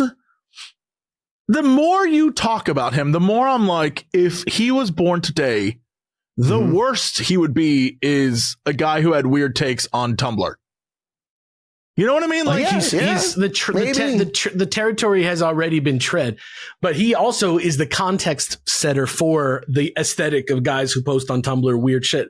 So, I don't know. It is a catch-22, but like it is, it's interesting to see time and place and, the money to just say like, I can do whatever I want forms such an influential person that goes on to make me have to sit through countless episodes on Chaos Magic, that son of a bitch. It's that pressure cooker that he was born in that birthed this person. He credits chess for his like all that strategic kind of thinking. And these are skills that would serve him well in his later magical and personal conflicts. In a lot of ways, I kind of see the chessboard as his first real magical training ground. At the same time, he was also sharpening his more strategic mind, that he was also secretly building his intellectual arsenal. With the limited freedom his tutors allowed, he began to acquire his own small library. That's where he discovered the poets I talked about, the philosophers who would become his more spiritual allies. He found his own experience of religious oppression mirrored in Shelley's atheism, and he saw his own burgeoning sexual and aesthetic sensibilities validated in the decadent poetry of Swinburne. And for the first time, he was beginning to realize he wasn't a unique monster, but part of a noble tradition of artistic and intellectual rebels. He was finding his tribe. He was realizing that he isn't this beast, though he wore that title for the rest of his life. He sort of gained appreciation for something very normal. Mm-hmm. At a time we're getting an appreciation for this shit got these people in trouble. Well, because he was just in the only Bible, like he was in like the Get Out house, right? Yeah. And then he steps out, he's in the village and he steps outside and it's like they don't even know how their world works because they're so used to it. He's like, I see the freedom that they have. Yes, you know? Yes, correct. I agree with that. And a lot, this is like a pretty, like this part of his life is kind of an often skipped period of his youth. But I still think it's important because we do see the crucial components of the future great beast kind of falling into place during this time. He had the intellectual hatred of hypocrisy forged by the life with his uncle and his mom. He had shattered sexual morality accomplished through just a single deliberate experiment. He had the ruthless strategic intellect honed by the chessboard. And now he had a literary tradition that gave his personal rebellion a universal voice amongst others that he saw as equals. He wasn't just this bad kid anymore. He was now becoming a young man with a coherent, if developing, philosophy of his own based on a simple, powerful principle. Trust only what you can experience for yourself, which you can see would eventually become do what thou wilt. It's crazy because I just listened to Tom Waits and like smoked weed and read Anne Rice, and I got to the same place. yeah, same thing. Yeah. The boy who was supposed to become a great preacher for the Plymouth Brethren was dead and well gone now. And in his place stood the man who was about to set his sights on Cambridge University. The goal was never the sexual encounter itself. That was just the bait. The goal was the look on Champney's face when he concocted all this stuff. We're kind of catching back up in the timeline here. And for him, this masterpiece of psychological cruelty that was designed to take trust, the pride, the spiritual certainty he had so carefully cultivated in the man and shatter it in that single perfectly staged moment, the power play to prove that his own cunning and will was far more powerful than their simple faith. It was the declaration that he wasn't just a player in their goddamn game. He was the one controlling the board from behind the scenes. But while that was his most elaborate campaign, his reputation as a moral poison was cemented by a much more serious scandal at a school in Stratham. Now, when you asked, like, was he going to that school where he had that sexual relationship with another young boy? The answer is no, he wasn't going to that school, but he was in contact with other boys from that school while he was at his school. And while the details, like I said, are completely like really lost, and he even doesn't really talk about it that much, because at the time it was kind of a potential crime. And that's why I think that it did happen, but he's even vague on it because it was a potential crime at that time. Again, we had that giant, the Oscar Wilde hearings, which were about that author having, this illicit affair. The affair that he was having was with a young aristocrat by the name of Lord Alfred Bosie Douglas, which led to a vicious feud with Bosie's father, the British Marquess of Queensberry. And after Queensberry publicly accused Oscar Wilde of being a sodomite, Wilde, in a disastrously arrogant move, sued them for libel. And then this backfired spectacularly. And Queensberry's lawyers produced evidence of Wilde's relationship with working class male prostitutes. And Wilde not only lost the case, but was immediately arrested. And what followed was then a series of sensational public trials for gross indecency under a new law that criminalized all homosexual acts, private or not. The trials became a national spectacle and a show trial for an entire way of life. And when Wilde was convicted and sentenced to 2 years of hard labor, a sentence that would utterly destroy his health and spirit, a wave of moral panic and homophobic persecution swept across Britain. So when I say he did this, like the Wilde trials created a climate of pure terror for gay men, and it forced the vibrant queer subculture deep underground and gave a new vicious weapon to blackmailers and moral crusaders. And after 1895, you didn't need to be convicted. The mere accusation of gross indecency was then enough to ruin your career. It's the witch trials, right? Get you thrown out of your home, make you a social pariah. This was the world Crowley was living in. So when he went and did this act, you have to understand how powerful of an act it was for him to actively go do it in the world he was living in and seeing a fuck you, like I'm going to have this relationship anyway, but also why the school's completely buried it. Don't talk about it. And even in his own writings, he's very vague about the exact details of that relationship, because I don't think he wanted to go to fucking prison either. So yeah, when a school accused him of a similar crime, it wasn't just a matter of discipline. It was an accusation that carried the threat of total social and legal annihilation at this time period. Yeah, this time period sucked. And so it's, again, the Oscar Wilde trials are just kind of, unfortunately, just important context to like why we know so little about this particular thing. It no longer mattered if Crowley was like the clever prankster. He was now officially branded a corrupter of youth, the snake in the garden, as I said earlier. This wasn't just his mother calling him a beast anymore either. This was an institutional judgment being handed down. It solidified his status as a true outcast, and it undoubtedly fueled the sense of righteous indignation that would animate him for the rest of his life. He saw himself as a martyr, punished for daring to be free in a world of hypocrites. And here's a telling passage from his autobiography where he reflects on this period that Alex is going to read here.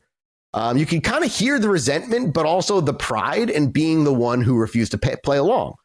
As I was saying, like the act itself was powerful. The masters were, for the most part, ministers of the gospel. Their idea of education was to form a tame, spiritless creature, respectful to his pastors and masters, and a ready tool for the exploiter. My ideal was a man who should be himself, and master of himself. Every natural impulse was damned as devilish from the first. It was my business to defy this hydra-headed monster of hypocrisy and stupidity. And what better way to confront it than by engaging in the very acts that create that hydra in the first place? So his guide and mentor, now being tutored, would also kind of become his tormentor in this pursuit, was one of the most remarkable figures in the history of mountaineering as well. This was a man by the name of Oscar Eckenstein.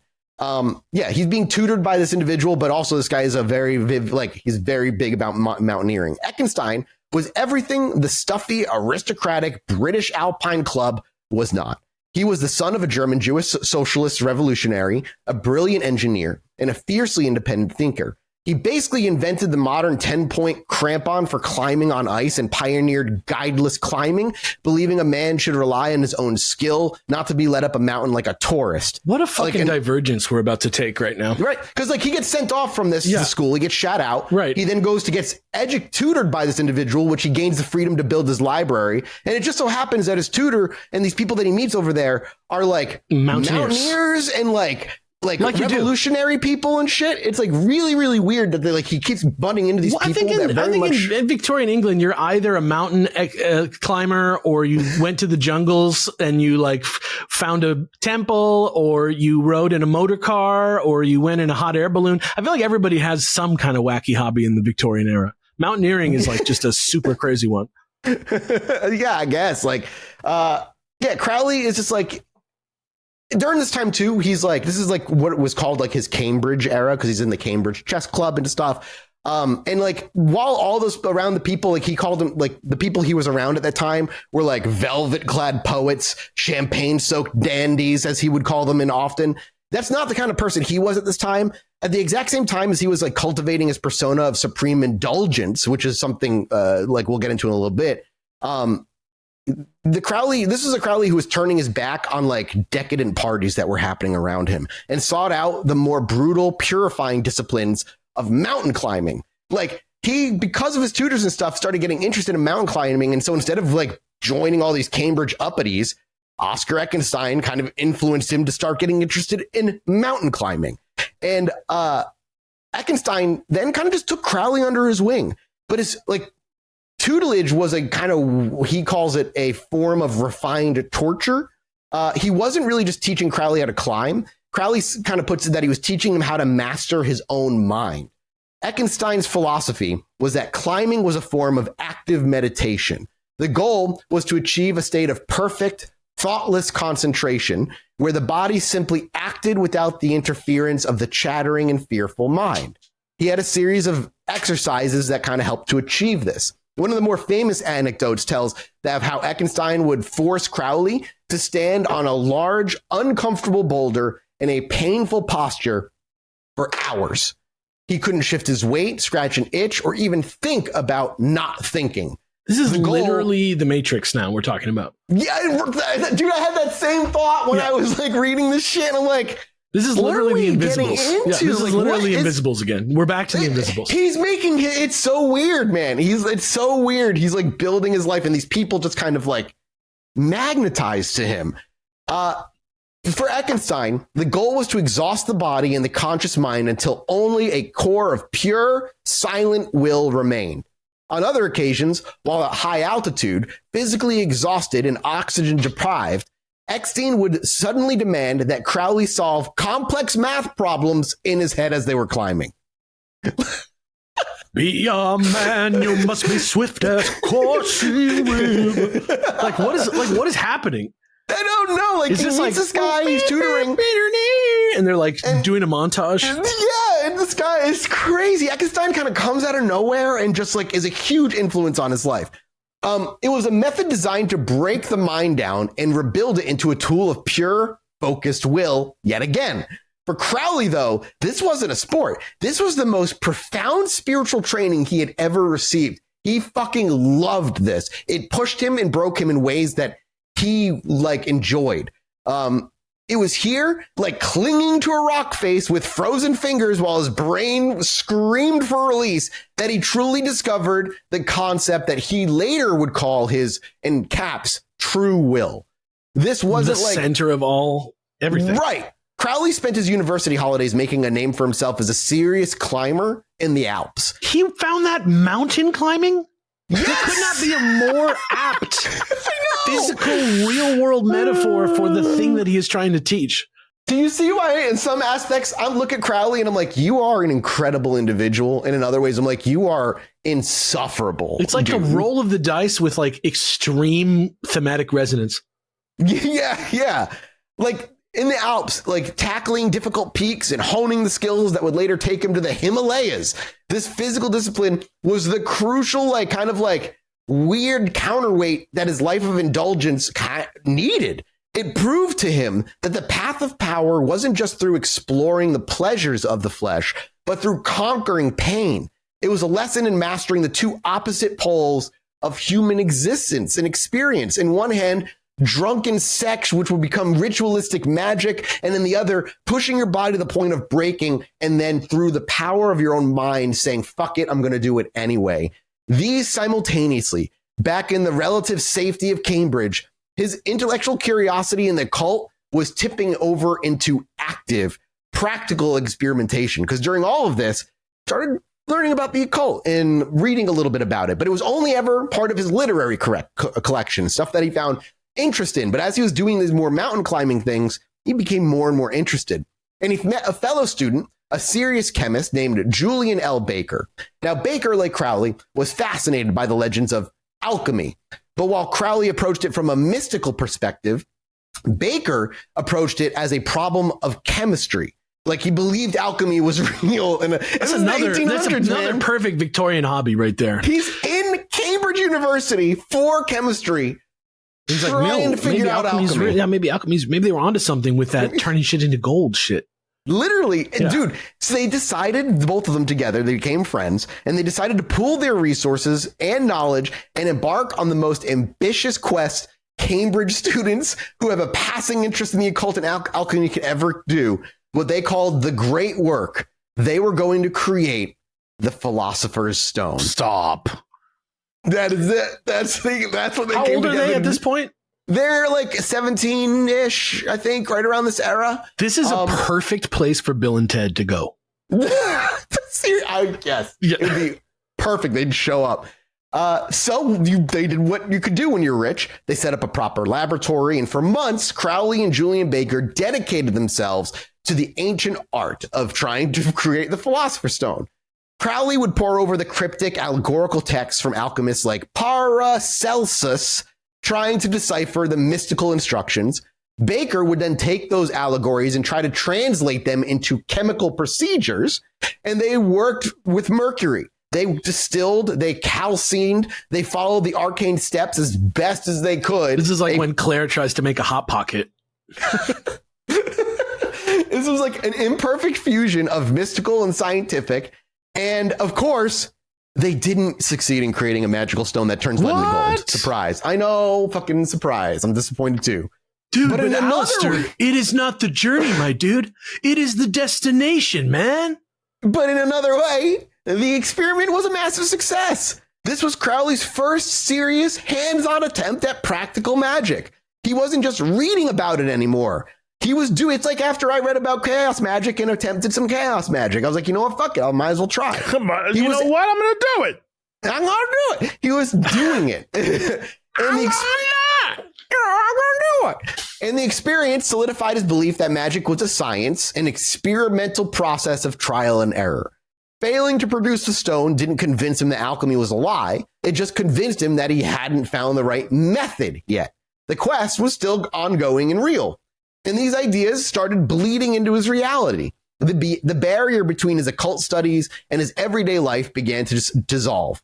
During a climbing trips in the Alps, while resting in a hut near the Matterhorn, he had a vivid waking vision of the 16th century alchemist Paracelsus. And it was another sign to him, another confirmation that he was on the right path. The world of spirits, of hidden masters, was starting to reach out to him. His life was a collection of powerful but disconnected pursuits. He was a poet, a climber, a sexual explorer, an amateur chemist. He needed a unifying theory, a single mission to dedicate all of his formidable energy to. And that mission was revealed to him on New Year's Eve, 1896.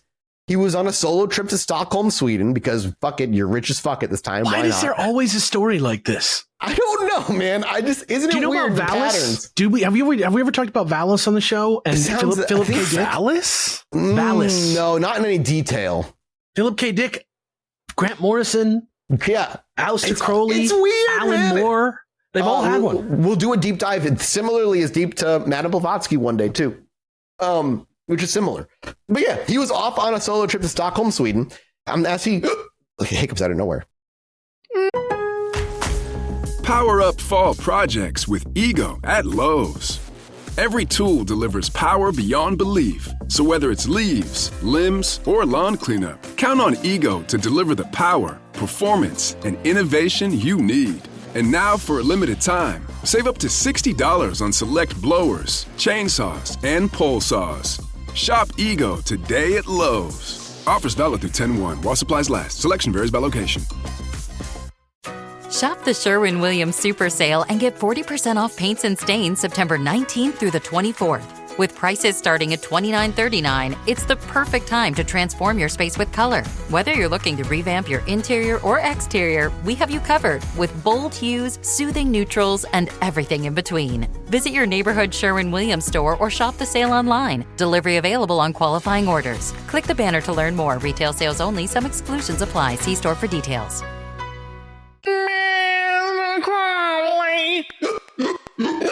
As he later described it, he was in a state of deep, almost depressive contemplation when something inside him shattered. His normal everyday consciousness, the personality of Aleister Crowley with all of its ambitions and desires, simply fell away. In its place was a vast, silent, sacred awareness.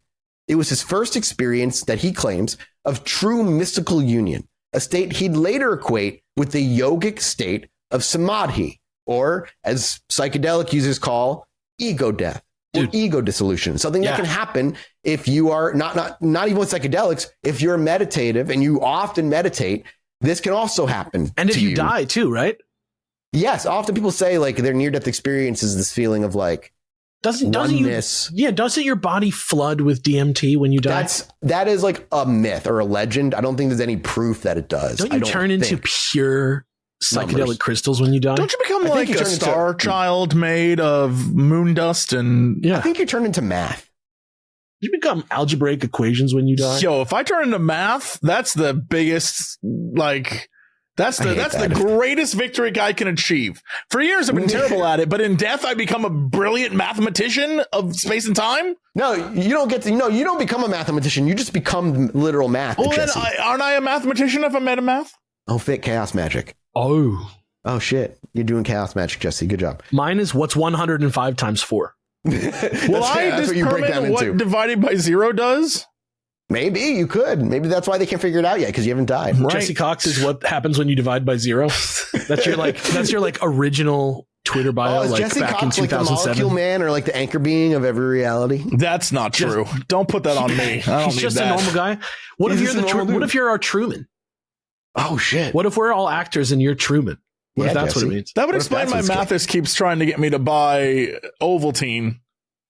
The clues are right there. Math as, dude. I'm telling you. It's all chaos magic. This is in this state of like pure awareness, I guess.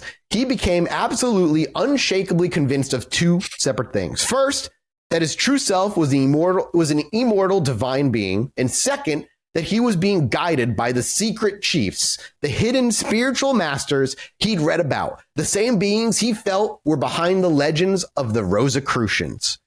Another thing we've covered via Alex in the past. Wait, so he rejected religion only to find a different religion? Only to like have this state of awareness and like, yeah, it shook him. To be fair, he created a religion. Where he hasn't done it yet, but he's on his way to creating a religion. Yeah. The experience kind of fused all the disparate parts of his life into a single kind of purpose. And he was no longer just like fighting the world of his father and his mother. He was, in his mind, a holy warrior, a chosen agent of the secret chiefs, tasked with the great and terrible mission. The Stockholm vision ended his amateur phase, at least as he claims it, and his life now had a direction. He had to find a system. He had to make formal contact. He had to find the earthly representatives of the masters who had just spoken to him in the silence. And that is true will. And that is true will. Crowley returned to Cambridge, a changed man. On the surface, obviously nothing was different. He still wore the finest of clothes, wrote his provocative poetry, and indulged his senses. But underneath it all, a core of cold, diamond-hard purpose had formed. His former pursuits were no longer ends in themselves. They were now just tools in his arsenal. His life, a series of interesting experiments, was now a single focused quest to find the earthly link to the secret chiefs. So he began to hunt for the forbidden and hidden door into this invisible world. He devoured books on Rosicrucianism, the Knights Templar, Freemasons, looking for a signal, a clue. And the breakthrough came not in a dusty library. Instead, though, kind of fittingly, in the midst of one of his other great passions. What else? More mountaineering. In the summer of 1898, while he was climbing in Zermatt, Switzerland, he struck up a conversation with a fellow Englishman named Henry Curry.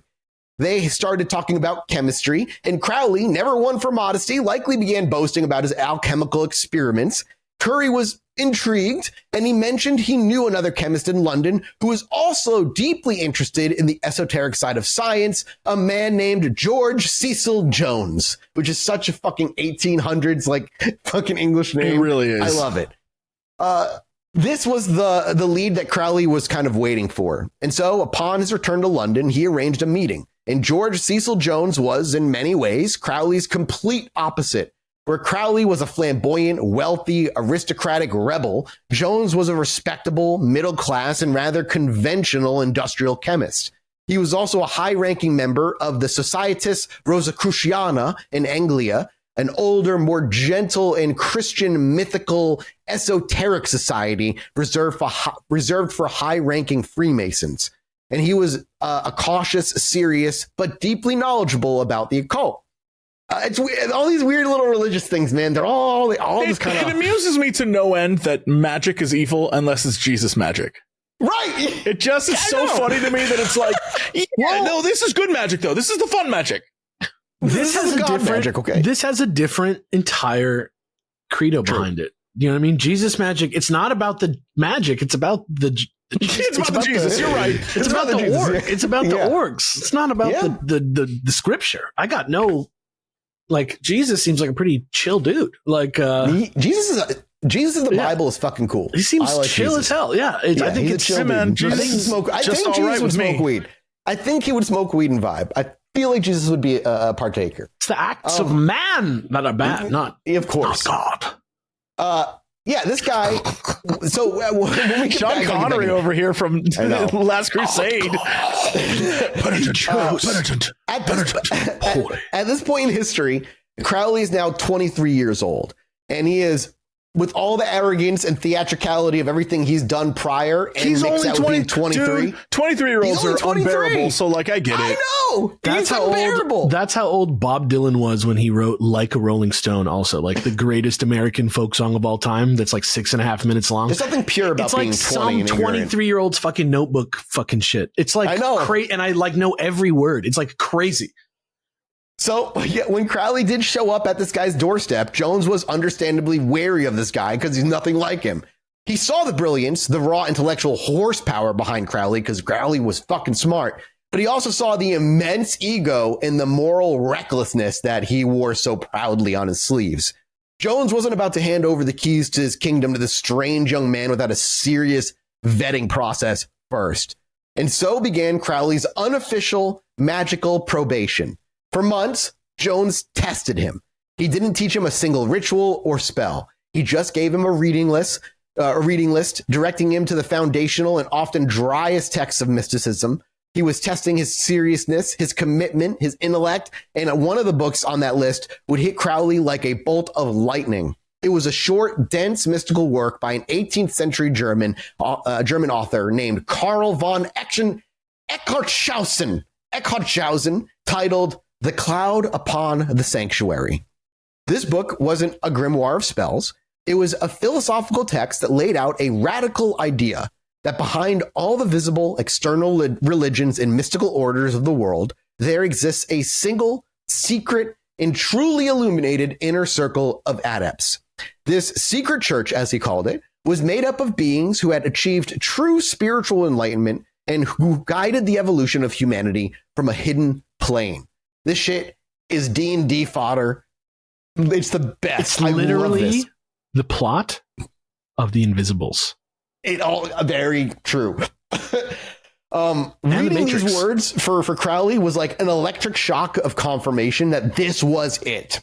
This was the intellectual framework for the intensely personal vision that he had back in Stockholm.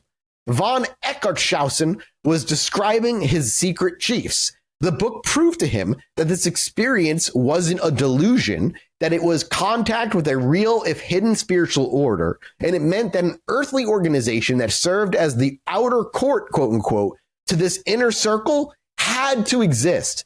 Crowley's performance during this probation was flawless. He devoured the books Jones gave him, his sharp mind easily mastering the complex material. His ferocious dedication to an undeniable genius finally convinced Jones that he was the real deal. Jones decided that this strange, arrogant young man was ready. He finally revealed the existence of the one organization that was actively pursuing the path laid out in that book, and it was called the Hermetic Order of the Golden Dawn. This was the moment the entire last 2 years of his life had been building toward. The Hermetic Order of the Golden Dawn. Jones agreed to be his sponsor, and Crowley formally applied for admission. On the evening of November 18th, 1898, Aleister Crowley presented himself at Mark Mason's Hall in London. He was led into a darkened temple, a space filled with strange symbols, robed figures, and the thick, sweet smell of incense. He was blindfolded, bound with ropes, and led on a symbolic journey around the temple, challenged by officers representing the four classical elements. He was in the heart of the machine. At the climax of the ceremony, he knelt before an altar and took a long, terrifyingly specific oath of secrecy. This wasn't a social club. This was a magical blood pact, and the oath made the dire consequences of breaking it crystal clear. And Jesse, you're going to read what this oath was. I'm so excited. Crazy. I, Mathis, in the presence of the Lord of the universe, on this day, September 17th, 2025, do of my own free will and accord, hereby and hereon most solemnly pledge myself to keep secret all and everything that may be discovered to me in this order. I will not debase my mystical knowledge in the labor of evil magic. These several points I solemnly swear to observe under the awful penalty of voluntarily submitting myself to a deadly and hostile current of will set in motion by the chiefs of the order, by which I, Mathis, should fall slain and paralyzed as if blasted by lightning. Blasted by lightning. So they're like, I'll do all good. I got you guys. I'm part of the club. And if not, blast me with lightning. This is what kind of like swears I made with my friends when we put all our Pokemon cards together. I swear. Yes. But the other question is, it says I should fall slain and paralyzed. Yeah, it doesn't make sense. Like, I don't do you really understand need to be paralyzed if you're slain? I thought that same thing. I guess if you die and you're like struck rigid, like a cartoon character who gets struck by lightning, I guess. That's like one of those shot and then hung by the neck until death. And then run over by a monster truck as if blasted by lightning. Yeah. Well, when the oath was complete, he was asked to choose a magical motto, a new name to signify his birth into the world of magic. And he had his choice prepared. He chose the Latin phrase, frater perdurabo, brother, quote, I will endure to the end, is what it means. The Latin phrase, frater perdurabo, means I will endure to the end. It was a perfect choice for him. It was a name that was forged on like the frozen rock faces of the Alps. It was a declaration that his undying will and his absolute commitment to the reach of the highest peak of spiritual attainment, no matter the cost, no matter the suffering, would be one he would embark upon. And he had endured his childhood. He had endured his schools. He had endured this. He would not stop until he had mastered every secret the order had to offer. And with that oath done, the blindfold was removed. Time out really quickly, before we remove the blindfold and go on with our lives. If the two of you had to join the order, what would your catchphrase be? Oh, shit. Let me look up the Latin translation. Oh, does it have to be Latin? Well, his was Latin trans. I think so. Centum aurum. What's that mean? 100 gold. Okay. I would be paratus sum ad explorandum. What is that? I'm ready to be probed. It's pretty on it, 100% so far. After the oath was done, he chose his name. The blindfold was removed. The bonds, the ropes were cut. He was no longer just Aleister Crowley, this rebellious poet from Cambridge. He was now Frater Perdurabo, a neophyte in the Hermetic Order of the Golden Dawn. He was finally, officially on the path. He had found the door, and he was able to kick it off its hinges. Having passed through that guarded door, Crowley's life, which had been a chaotic and explosion of different passions, now imploded into a single white-hot point of focus. The poetry, the decadent parties, even the mountains, all of these are now secondary now that he's part of the order. They were now just aspects of the man who had one all-consuming purpose: to master the system of magic he had just entered and to climb its grades as quickly as humanly possible. He had found his great work, and he pursued it with the obsessive ferocity of a starving man who had just been sat down at a luxurious banquet. His luxurious flat at 60 Chancery Lane, once his decadent court, now transformed into a full-time magical laboratory and monastery. Crowley established a daily regimen of practice that would have broken any lesser man. His day would begin and end with the lesser banishing ritual of the pentagram, a foundational ceremony designed to purify a magician's space and mind. He didn't just perform it, though. He went about mastering it, practicing it until the vibrations of the divine names and the tracing of the pentagram became second nature, muscle memory, like the things he would do on the mountain where he doesn't have to think about it. He spent hours in meditation, trying to still the constant chatter of his mind. And he filled notebooks with detailed, dated, and timed records of his experiments in scrying, astral projection, treating it all with the rigorous documentation of any chemist in a lab. The Golden Dawn's curriculum was basically just like a magical university, and for him as a neophyte and through the subsequent grades of the Outer Order, Zelator, Theoricus, Patricus, and Philosophus, he was required to study a series of dense knowledge lectures, and these were more dry academic papers covering the vast intellectual foundations of Western magic, the intricacies of the Kabbalistic tree of life, the astrological and elemental meanings of the Hebrew alphabet, the complex symbolism of the tarot, the basics of alchemy and geomancy. For most members, this was a slow, multi-year process. But Crowley, who I am convinced is autistic, this was his special interest. He treated it like a race. He didn't just read the lectures. He basically absorbed them, memorized them verbatim. He created his own elaborate systems of cross-referencing and notation. And his brilliant mind effortlessly was synthesizing these disparate streams of esoteric thought and like theory into a coherent whole. His progress was, kind of to put it mildly, unprecedented in the order. But it was about to be accelerated even further by a fateful meeting. Inside the Isis Urinaria temple, Crowley quickly took the measure of the other members. He found many of them to be, in his snobbish view, pretentious dilettantes. That's artists and...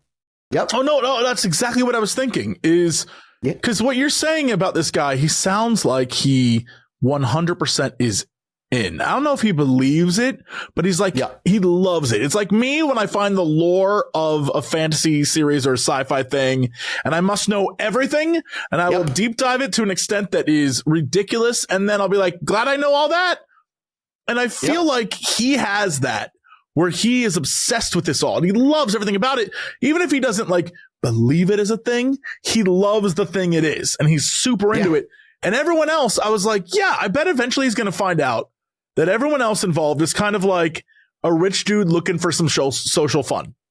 Yep. And he's like, no, that's exactly, literally, that's literally where we're going. I was like, oh, this makes perfect sense. Yeah, of course he'd be like, y'all are trash. Yeah, he's in there trying his hardest, and he's surrounding himself with these people, and he's like, oh, you all suck. Like you said, he saw them as snobbish, pretentious dilettantes, artists and intellectuals who enjoyed the mystery and the robes, but literally shied away from the grueling practical work. They wanted a club. And when you give people a fucking uniform and a secret thing to belong to, that's what that is. That becomes their shit. But they weren't into it for the magic. But there was still one man who commanded his immediate and total respect, a brother named Alan Bennett. Bennett was, by many of the accounts in the order, one of the most brilliant and magically gifted members of the entire order. He was a master of ceremonial magic, a deeply intuitive psychic, and he possessed an encyclopedic knowledge of occultism. He was also kind of a tragic figure. He was chronically ill with severe asthma that left him gasping for breath, and he was living in abject poverty in a squalid London tenement, often going about without food for the day. He was a magical genius trapped in a broken body with literally no resources. And having asthma in the 1890s, good luck. I don't know what the fuck you do. I could barely deal with it when I was younger. I had to have the big inhaler. You know what I mean? Yeah, dude. It's like, what do you do?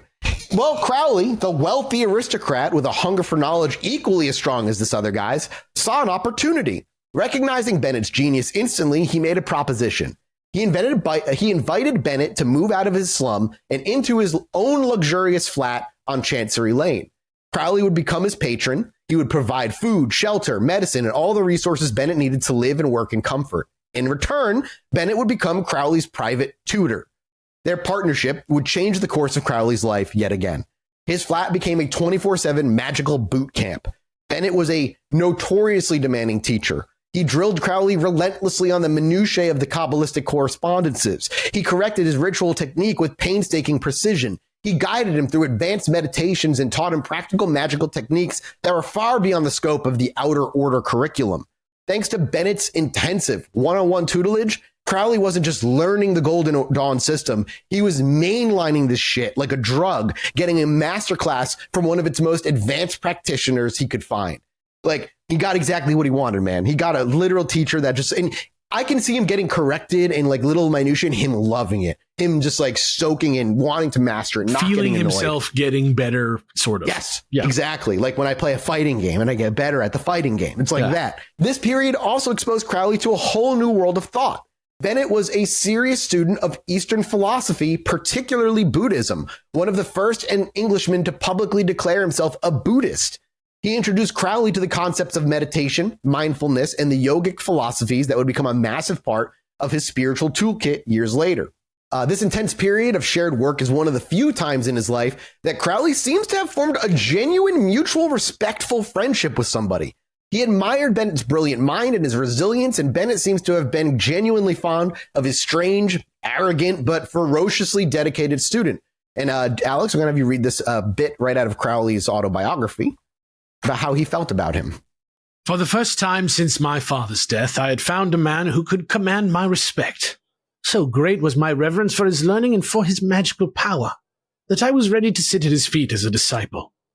I had a man who could teach me, and whose knowledge and power were so obviously immense that I could not possibly feel any sense of rivalry.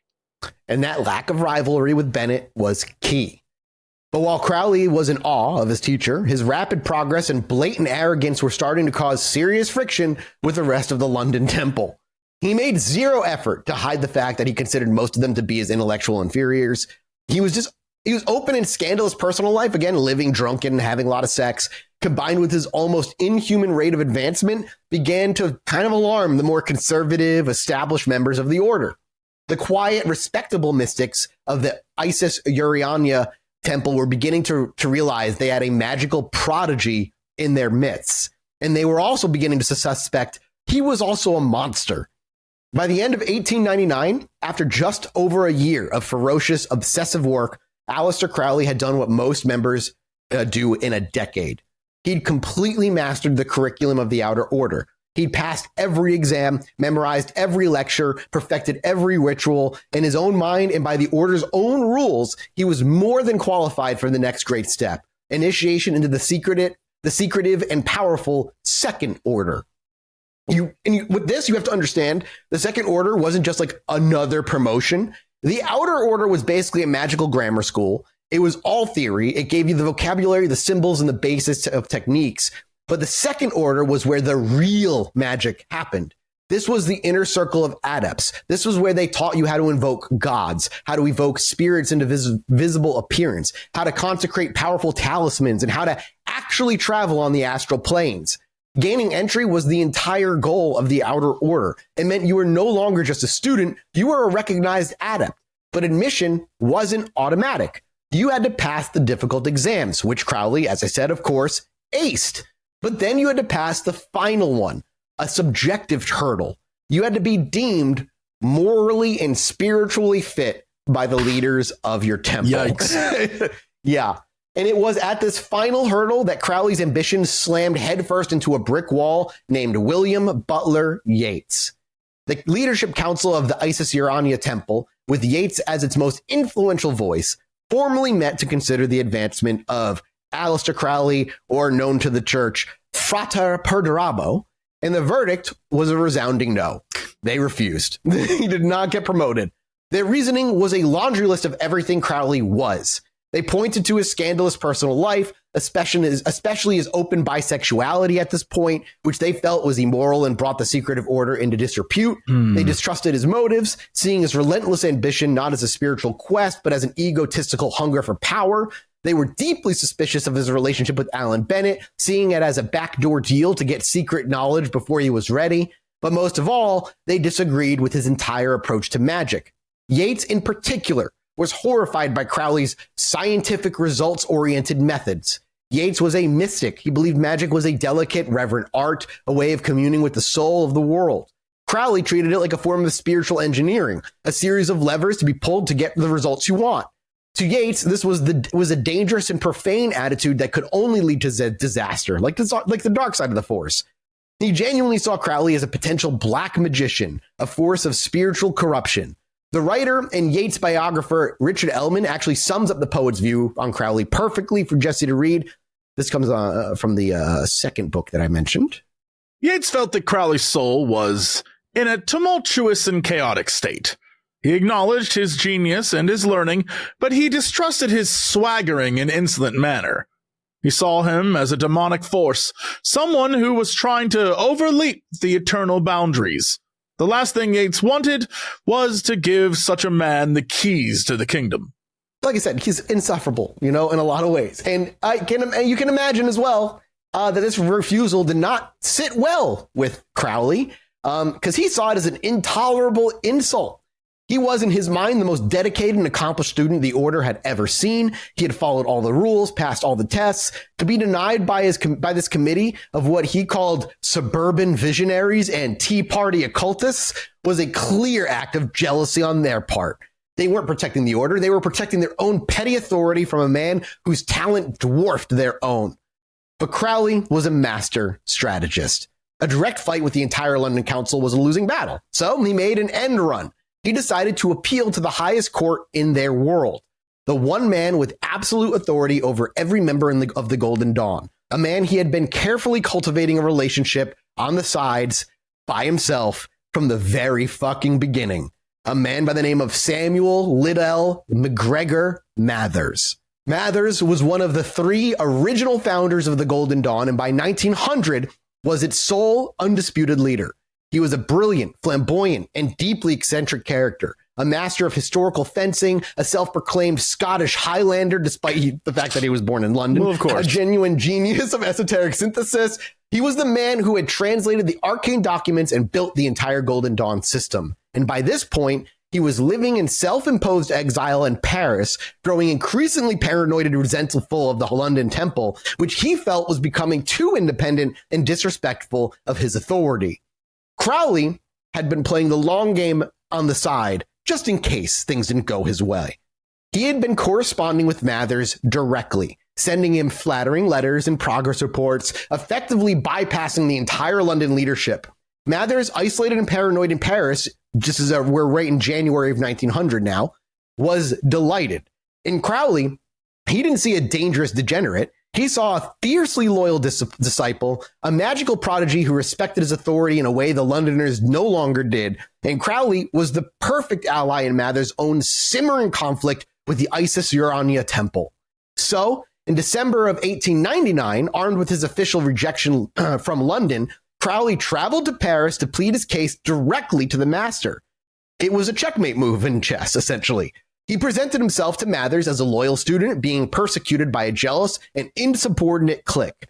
Mathers, whose ego was at least as large as Crowley's, I'd say, readily agreed, and this was the perfect opportunity to slap down the London Council and reassert his own absolute power. So, in January of 1900, in his Paris apartment, S.L. MacGregor Mathers, the supreme and undisputed chief of the Hermetic Order of the Golden Dawn, personally initiated Aleister Crowley into the Adeptus Minor, which is a grade of the Second Order. The news of this act hit the London temple like a fucking thunderclap. It was a direct and contemptuous dismissal of the authority and their denial. But if Mathers thought this would bring the Londoners to heel, he had severely misjudged them. The Isis Urania Temple, this was the final proof that their distant leader had become an unpredictable tyrant. They did not capitulate. They instead declared war. They formed a committee to formally investigate Mathers' leadership, and they started digging. They questioned the very foundation of his authority, his claim to be in communication with the quote-unquote secret chiefs. They came to the conclusion that these communications were either a complete fabrication or a dangerous delusion. Worse, they uncovered evidence suggesting that some of the Order's founding documents had been forged. The entire legitimacy of the Golden Dawn was suddenly in question. It was a full-blown constitutional crisis for this group of people. In March of 1900, the London Temple voted to suspend S.L. MacGregor Mathers from his position and to operate as an independent magical body. They were, in effect, seceding. Mathers, incandescent with rage in his Paris apartment, made his next move. He had one weapon left in his arsenal, a weapon that was loyal, magically potent, and utterly ruthless, a man by the name of Aleister Crowley. He formally appointed Frater Perdurabo as his official envoy. Crowley's mission was simple but aggressive. He was to return to London, march into the temple, and seize all of its property in Mathers' name. This includes their ritual implements, their secret papers in the Vault of the Adepti, a symbolic chamber that was the very heart of the temple. So does that surprise you, Alex? Did you say what? It's just so petty. It's just such a funny, petty move. Drama. Yeah. It's drama club kids all grown up in a lot of ways. Crowley, who had been waiting for a moment like this his entire life, accepted the mission with glee. This was not a debate anymore. He was officially on a raid. In April of 1900, the confrontation came to a head. Crowley arrived at the Order's temple space at 36 Blythe Road, but he did not arrive as Aleister Crowley, the Cambridge poet. He arrived as a vision of terrifying magical authority. This is one of the most famous and utterly bizarre anecdotes in the history of just occultism. Crowley showed up dressed in full Highland regalia, a kilt and plaid as a nod to Mathers' claim to Scottish heritage. Over his face, he wore a heavy black mask, a symbol of the invisible powers he served. Around his neck hung a massive, gleaming golden Celtic cross, and at his side, a ceremonial dagger. Yikes. He was accompanied by his then mistress and magical partner, a woman by the name of Elaine Simpson, and they were armed with a legal summons. He was there to repossess the temple by force, if necessary. I just want you to imagine this 5-year-old nerd dressed up like this with papers in his hand. He's saying, I am here to reclaim the temple by force, if necessary. And he's got like his mistress hanging out with him. The lightsaber turns on. Yeah. Yeah. What followed, though, was less an epic magical battle and more a deeply kind of serious, weird occult farce. On the other side of the door were W.B. Yeats and other senior London members. They refused him entry. Crowley, in his full mask regalia, attempted to force his way in. Fucking open the door. Let me open the fucking door. A bizarre shoving match then ensued in the hallway of a London townhouse with the future Nobel Prize-winning poet physically wrestling the man who would become the world's most infamous magician. It's just like these two wildly important figures of history are wrestling in a hallway because a paranoid man in Paris told him to go take this building back. It's so stupid and hilarious. It's so dumb because he's in his fucking regalia while this other guy is not. And he's like in a mask. It's awesome. It's awesome. I love it. It is like, it's almost hilariously tropey. It's making me laugh. It's like a Coen Brothers movie. Yeah, it's like unbelievable. Yeah. You just hear like scuffling. It's like magical realism, literally. Yeah. They're going to make you tap out. I'll make you tap out. Oh, God. So they're wrestling in their fucking house. And because in the minds of the participants, this wasn't like a scuffle. This was a magical battle. Crowley was... That's so funny. It's just two dudes wrestling on the ground. They're like, beware. The spells. It's like an anime fight. I told you it's brothers. Come to this, brothers. I didn't wish you to come to this, but Crowley, only the highest level amongst us can see their magical battle. To the normal eye, it looks as though they are wrestling on the ground.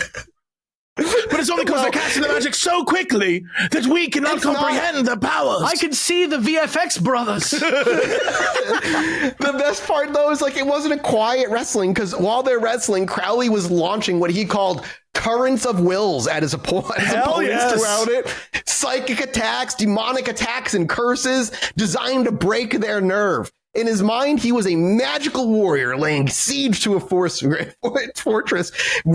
gripped with this other holy warrior. Yates and his allies were performing counter spells. I just want you to, there are friends standing around the circle, casting counter spells, but in it's Latin. Like shitty Harry Potter. It's awesome. I love this shit so much. So good. Yeah, Yates and his allies were performing counter spells and banishing rituals on the spot as they were wrestling, that believing they were holding back a genuine force of spiritual evil. One of the members, a lawyer named Hunter, later claimed to have been astrally attacked by a vampire sent by Crowley. Yo, how do you know? Would have loved to have been here. I would love to have seen it. Lightning bolt, just throw it. Lightning bolt. Was he like, vampire bat? Vampire bat. Dude, this is incredible. I had no clue they had a fight. I knew you would love this. This is everything about this. It screams the greatest roleplay session ever. I'm serious. I'm convinced nothing actually happened, but these guys were living like they were kids again. This is like when a kid is like, "No, you didn't kill me." No, shields are up. Yeah. Shield. My Sunday best. This is, Alex, you're going to read, this is just a bit from a letter where Crowley described his appearance at the time. Oh, it's so good. I appeared in the character of a Boer general, with kilt, dirk, and sporran, a black mask over my face, and a great gold cross on my breast. It was a terrific apparition. The scene was pure comic opera. But for them, I must have seemed the fiend himself. For I was masked and armed, and my words were curses. Meanwhile, they just hear you slapping, get off me. Him in the back. Vampire bat! bat! I say vampire bat upon you! And that guy's a lawyer, and he's like, I got attacked by a vampire! The other guy, no! He just walks out of the room. He's like, I can't! I'm blinded! This fallout was catastrophic for the Order of the Golden Dawn. The court case forced the intensely secretive society out into the open. Its secret documents, its rituals, and its membership lists were all exposed to the public eye. The scandal became immense. The court ultimately sided with the London Temple, granting an injunction against Crowley and Mathers. They had lost. The original Hermetic Order of the Golden Dawn, the single most influential magical society of the modern era, was effectively now dead. The schism complete. Like, that is so crazy, man. The London Temple, though it had won, was shattered by the infighting and would soon splinter into competing factions.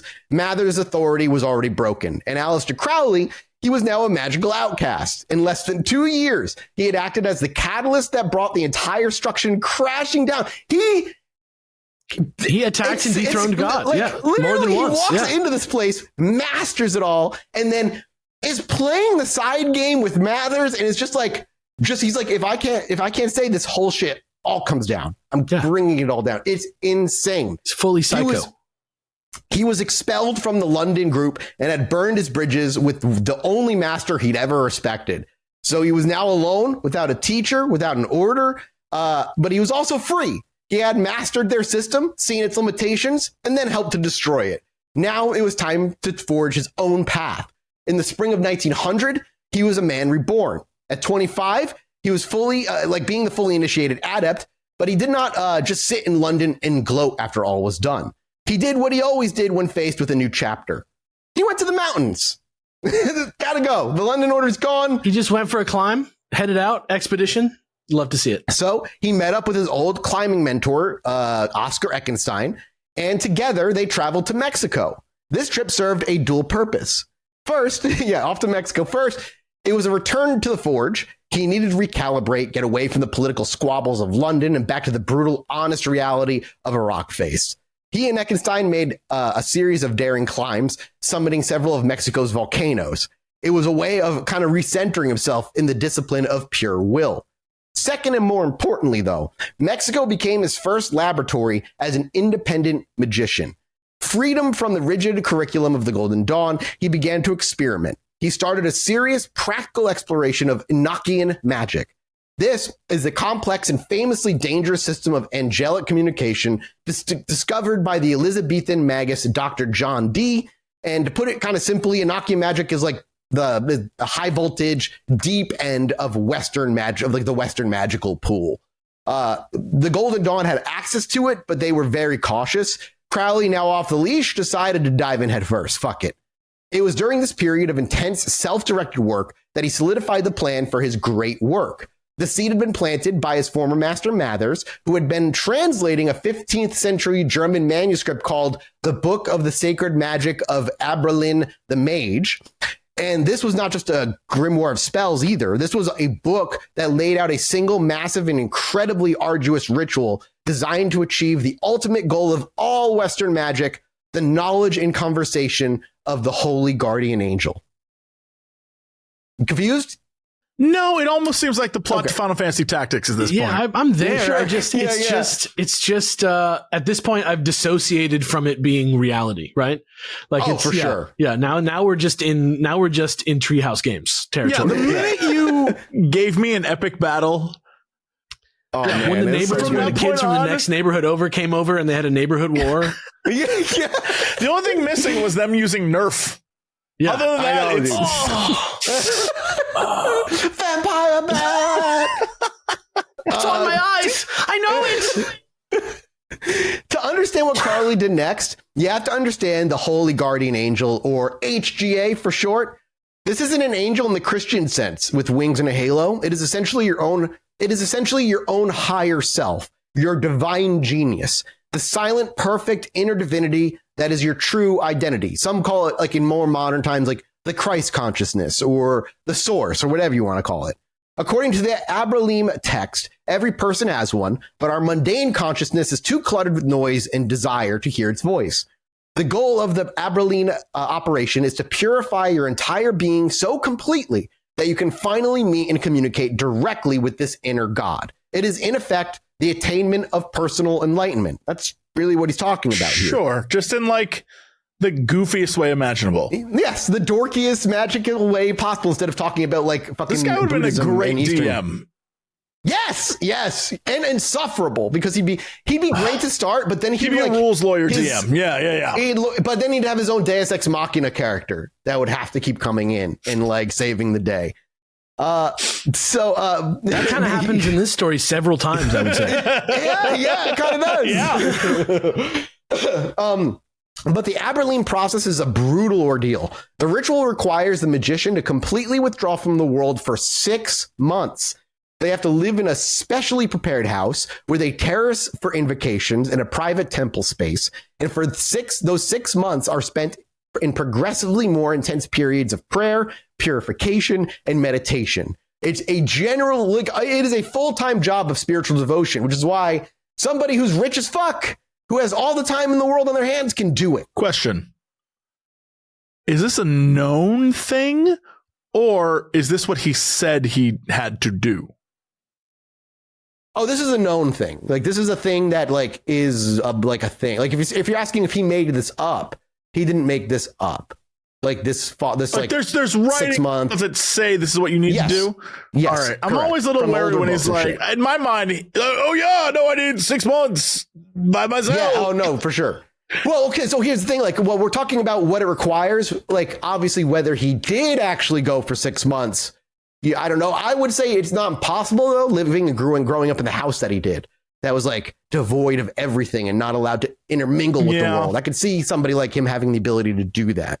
So, they have to live in this specially prepared house, progressively more intense prayer, purification, meditation. And only at the end of this grueling process, and only if you're successful, because there's no guarantee of being successful, does the holy guardian angel appear. And then comes part 2. After that communion, the magician is required to summon the chief demons of hell and bind them, proving that his new enlightened will is now master of both the divine and the infernal just like realms. King Solomon. Yeah, man. For Crowley, this was it. This was the master key. This was the operation that would take him beyond the theoretical grades of the Golden Dawn and into the state of true, personal, cosmic consciousness. He had decided, even before the schism, that he would undertake this immense task, and he knew he needed the perfect place to do it. And he found it. On the southeastern shore of the mysterious Loch Ness in Scotland, he purchased a remote one-story manor called Boleskine Manor. This house was perfect for what he wanted. It was isolated, surrounded by hills and the dark, deep waters of the loch. It was oriented in the direction of the Aberline grimoire required, and it had a history steeped in local legend and spooky folklore. The name Bole or Boleskine itself, it means the place of the dangerous pass. Local legend claimed the house was built on the scorched earth of an ancient church that had been burned to the ground with its entire congregation trapped inside. Of course. A local wizard was supposedly also beheaded there. For Crowley, wizard. Yeah, who knows? Just fucking for Crowley, the dark, brooding atmosphere wasn't a drawback; it was an asset. What? Alex is right. The addition of local wizard is really funny. Is that me? Am I local wizards. There were local wizards that did shit for towns back in the day. Like that was something that didn't exist. Fair enough. The local wizard. It was a rough time for that guy. Just around the corner from the laundromat. Right, exactly. For Crowley, the dark brooding atmosphere wasn't just a drawback, it was part of the whole shtick, and it was a place of power far from the distractions of the world. And now, with the Golden Dawn in his rearview mirror, Boleskine was no longer just a private temple, it was his fortress of solitude. He returned from his travels in Mexico and took up residence as the Laird of Boleskine. That's how you say it, I'm pretty sure. Yep. I'm just going to... Yep. Okay. So you know I say... Like, how do you say that? Okay? Laird of Boleskine? Yeah, Boleskine. And then he didn't just move in. He inhabited the role with a theatrical gusto that we kind of expect from him at this point. On his own terms. He designed and registered his own personal tartan, the tartan of McGregor and Boleskine, a nod to his now embattled former chief Mathers. Cool. He took up the gentlemanly pursuits of hunting and fishing, but did so with the obsessive focus of a magician, seeing them as an exercise in discipline.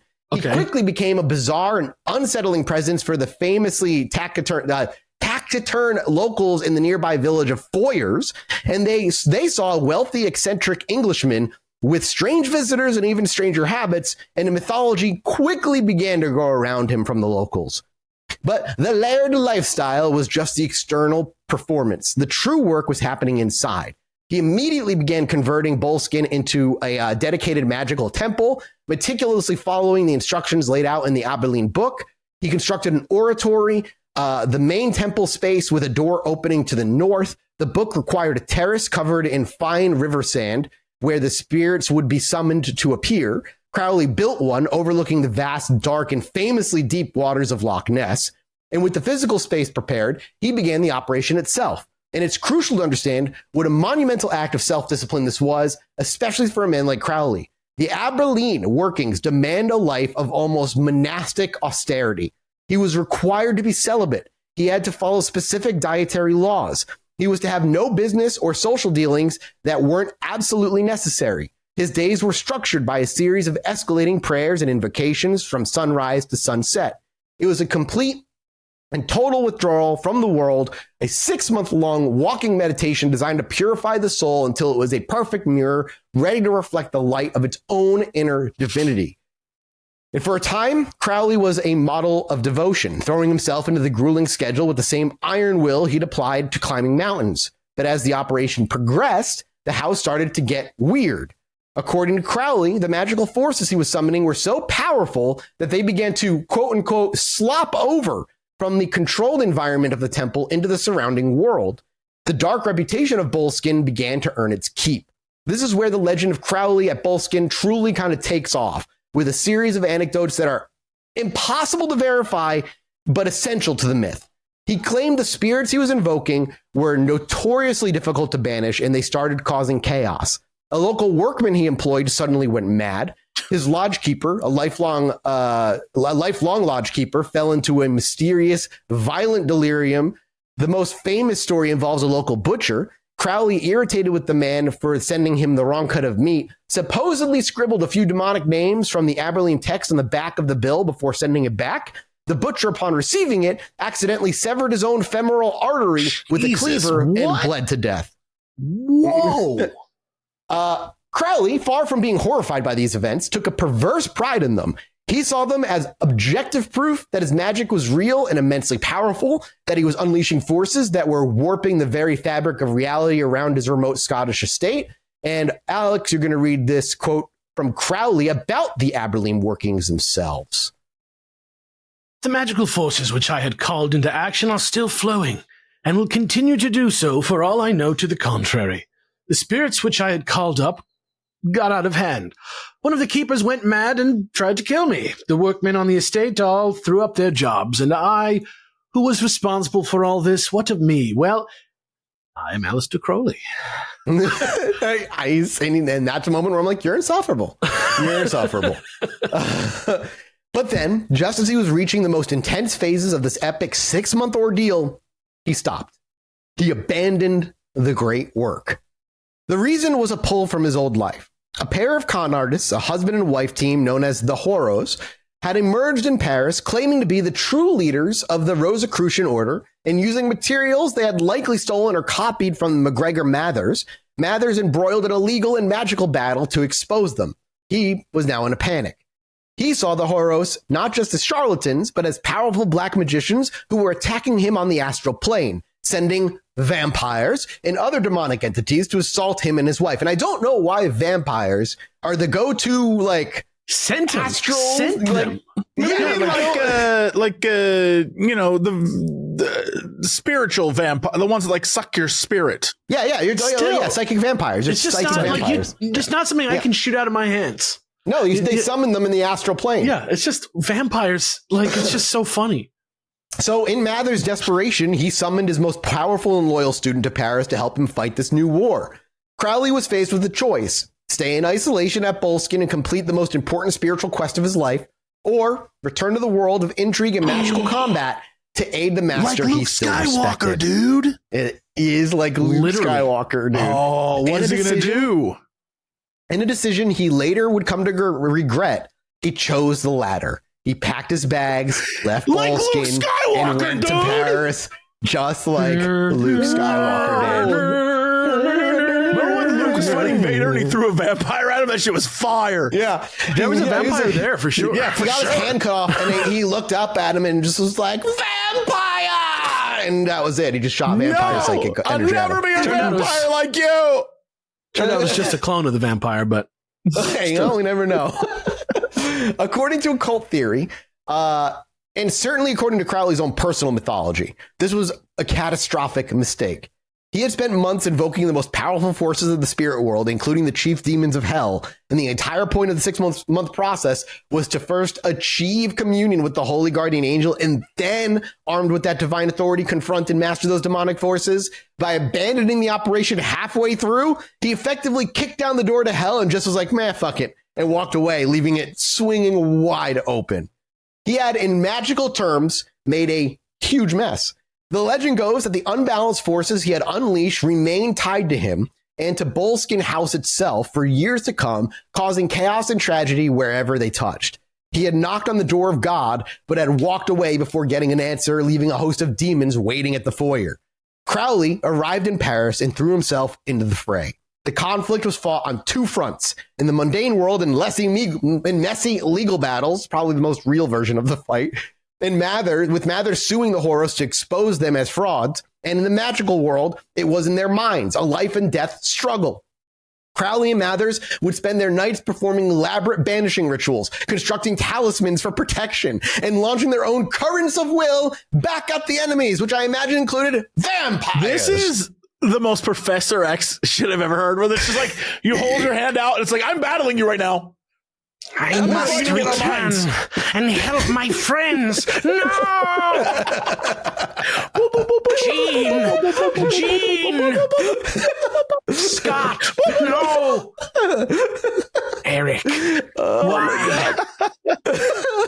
What are you doing? Fucking strange. Paranoid. well, Aleister, no! Get out of my head. Mutant kind. All mutant kind, Aleister. Get out of my head, Charles! Aleister is the Magneto, but there is no Professor X to go against him, man. Not yet, anyway. Jack Parsons. No. No. Jack Parsons was closer to like Gambit, dude. Blew himself up. Yeah, straight up. Yeah. Remember this. That's what he said. This shit, while the psychic night battles were strange and paranoid, I imagine they must have been an exhilarating time for these guys. Oh, this sounds like a blast. I would have loved to have been a part of this. This is like 4 nights a week D&D is what this is like. Great. But also like doing 4 nights a week D&D and also living with one of your players or your DM. This close proximity to his old master began to reveal cracks in their relationship. While the legal case was eventually won, the Horos were exposed as the frauds that they were, and their temple collapsed. But the victory was hollow because in the process, Crowley's idol had crumbled.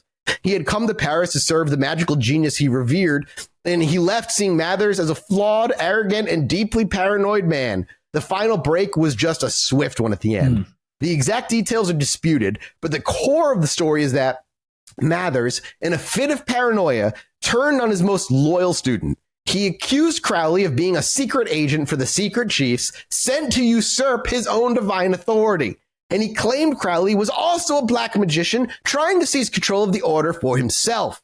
The master's trust had curdled into suspicion, and for Crowley, this was the ultimate betrayal. He had abandoned the most important spiritual quest of his life at the time to help him out because of the loyalty to this man, only to then be accused of treachery. Have you ever seen that documentary about the Renaissance Fair? Dude, this feels just like that. Oh God, dude. That documentary sucked too, by the way. It was so boring. What? But it kind of does. I thought it was going to be more about like the actual fair and stuff. And instead it was more about his weird need to find love before he died.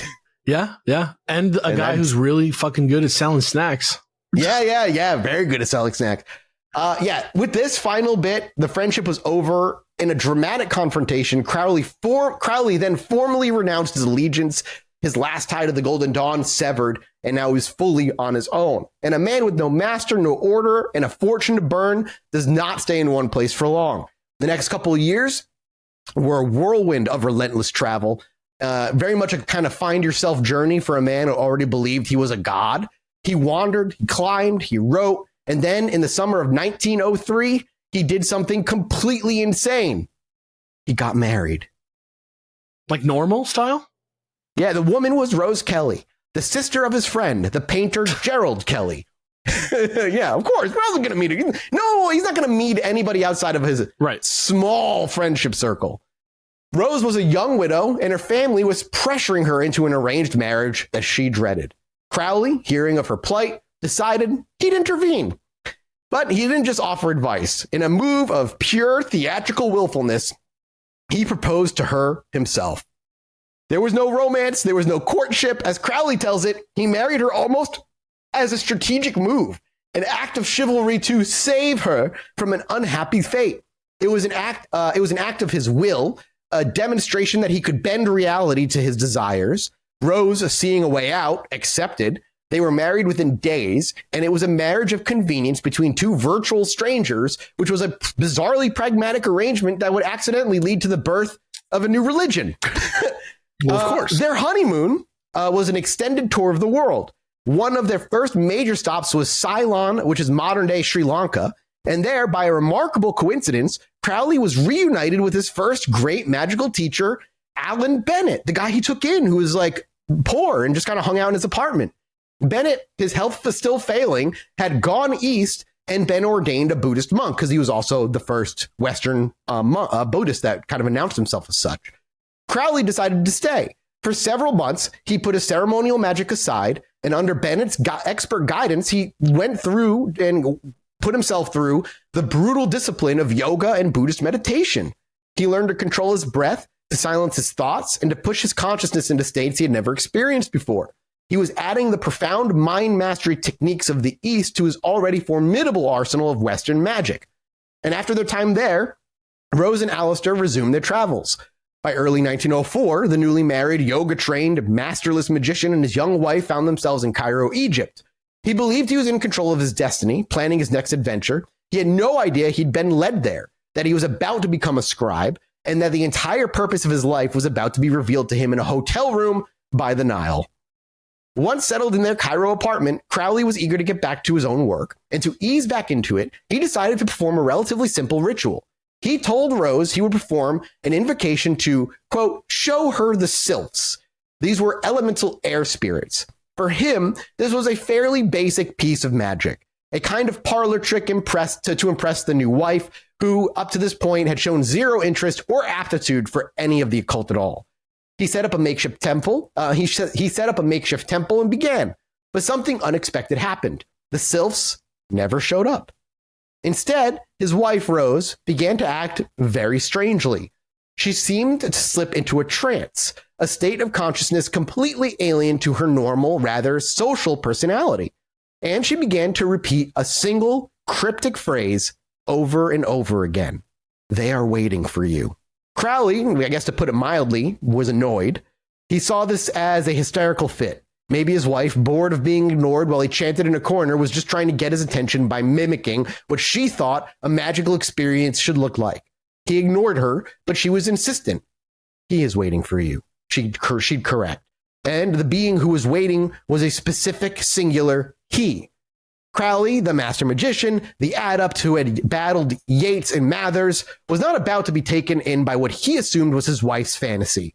So he decided to call her bluff. He began to grill her with a series of technical, Kabbalistic questions a novice with no training could ever possibly know the answer to. He was treating her like a potentially hostile spirit that needed to be identified and dismissed. And here's his own account of the skeptical interrogation from his later work, The Equinox of the Gods. Not one of the main sources I've used for this, but one of the many. I've been reading about this man for fucking years. Jesse, this is for you. I therefore questioned her closely. Although she knew little or nothing of my magical pursuits, she answered with perfect accuracy. I asked her to describe the being. She said, he has a hawk's head. I recognized the god Horus. I continued my cross-examination. I asked for proof. She said, "The proof is here. He is telling me that you have offended him. You have to invoke him and supplicate his pardon." I asked, "What have I done?" She answered, "You are trying to work with the sylphs, and he is a god, a much higher being." A god with a hawk's head, Horus.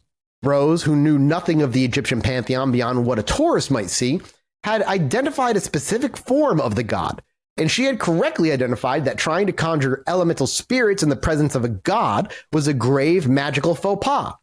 Crowley's skepticism was shaken. This was not a lucky guess. His wife was now an unwilling mouthpiece for something. Over the next few days, the messages continued through Rose. The identity, Horus, demanded that Crowley perform a specific invocation to him. Crowley, now intrigued and a little unnerved, complied.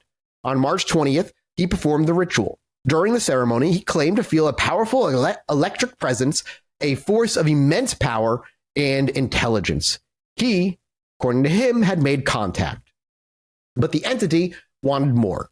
A few days later, Rose, again in a trance, gave him a new instruction. He wants to show you his image. She told Crowley to take her to the Baulak Museum, a nearby collection of Egyptian antiquities, and Crowley, now following the thread of this mystery, agreed.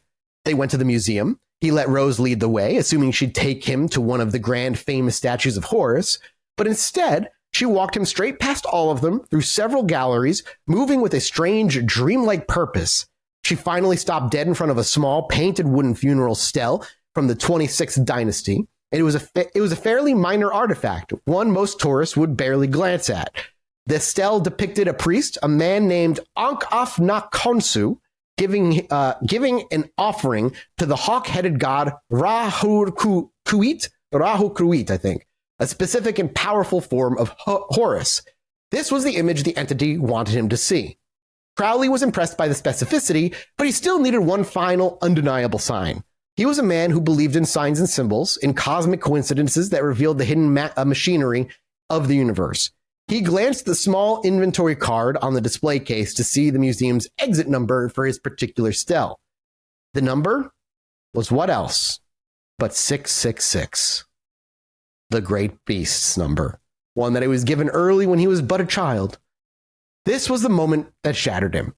The lightning bolt for Aleister Crowley, the boy who had been called the beast by his mother, the man who had adopted 666 as his own personal number, the odds of this specific artifact, revealed by a spirit through his untrained wife, bearing this exact number, was so astronomically impossible, it could only be one thing: a direct, undeniable, and terrifying message from the gods.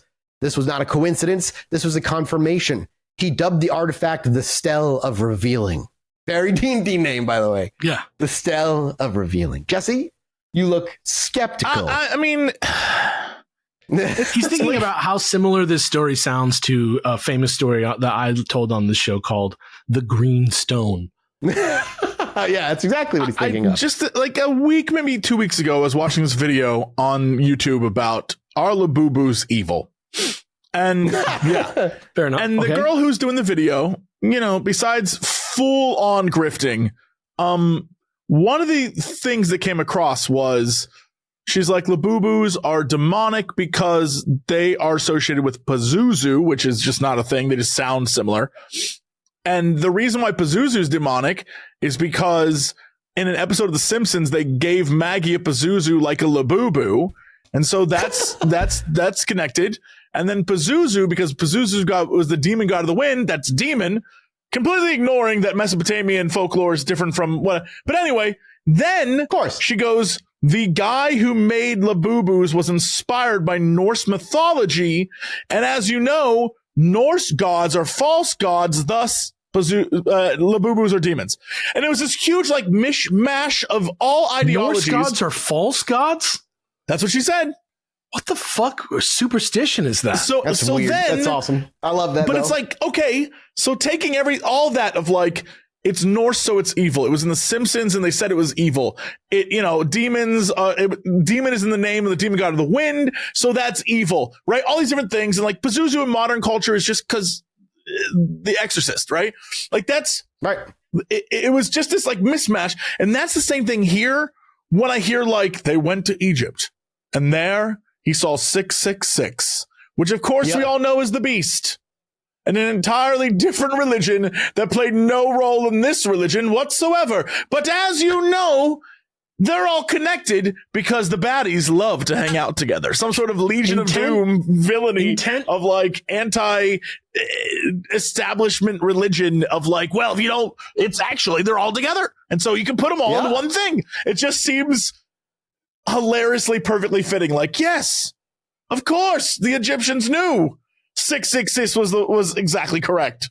Well, I think that's that specific thing is supposed to be like a sign from the gods that it is for him. To him specifically. It's like giving him his name, but there's no way to give his name, so they give 666. I don't know if it's like specifically because it's like the devil. It's more like they're like, oh, he'll know what that means. That was their plan. Yes, because that's how he always takes on. He took on 666 in the beast. That's how he tells it. Yeah, I completely understand how he tells it, but it's one of those things where it's like ridiculous. He could have had this revelation anywhere. The fact that it's Egyptian is what makes it so interesting, but it also falls into something we talked about on the show all the time, which is like, it's old and from a different culture, so it's magical and better. Yeah, exactly. For him, his skepticism was vaporized in this moment. He was now a true believer, a humble servant of the force that had just spectacularly to him proven its existence. So he went back to his apartment and waited for instructions, and they came. As before, through Rose. She told him that a messenger from the entity would come. He was to enter his temple room on 3 specific consecutive days, April 8th, 9th, and 10th, 1904. On each day, he was to be ready at noon precisely. A disembodied voice would then speak to him for exactly 1 hour. His job was not to question, not to analyze, not to argue. His job was to be a scribe, to write down everything he heard. The grand, arrogant, world-conquering magician was now reduced to the role of a secretary for a god. All his years of training, all his battles, all his explanations and explorations had led to this. And on the morning of April 8th, he prepared his temple, set out his pen and paper, and as the clock ticked towards midday, he sat down at his desk, waiting in the hot, silent Cairo air. At precisely noon, it began. It wasn't a voice in his head, not a spiritual impression. He would be adamant about this for the rest of his life. That it was a voice, a real, physical sounding voice that seemed to come from over his left shoulder. He described it as having a deep timbre, musical and expressive, as if a tall, dark man was standing just behind him, speaking clearly and calmly in English. Crowley never looked. He simply listened and he wrote. He later gave a name to the being he believed he was speaking to.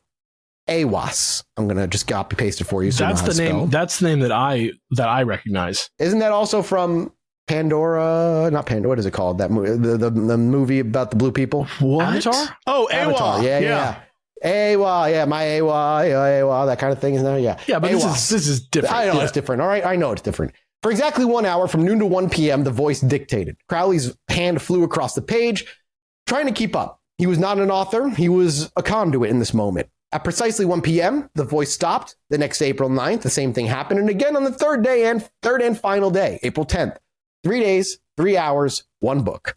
When it was over, Crowley was left with a 65-page handwritten manuscript. He would come to call it the Liber Alve Legis, Latin for the Book of the Law.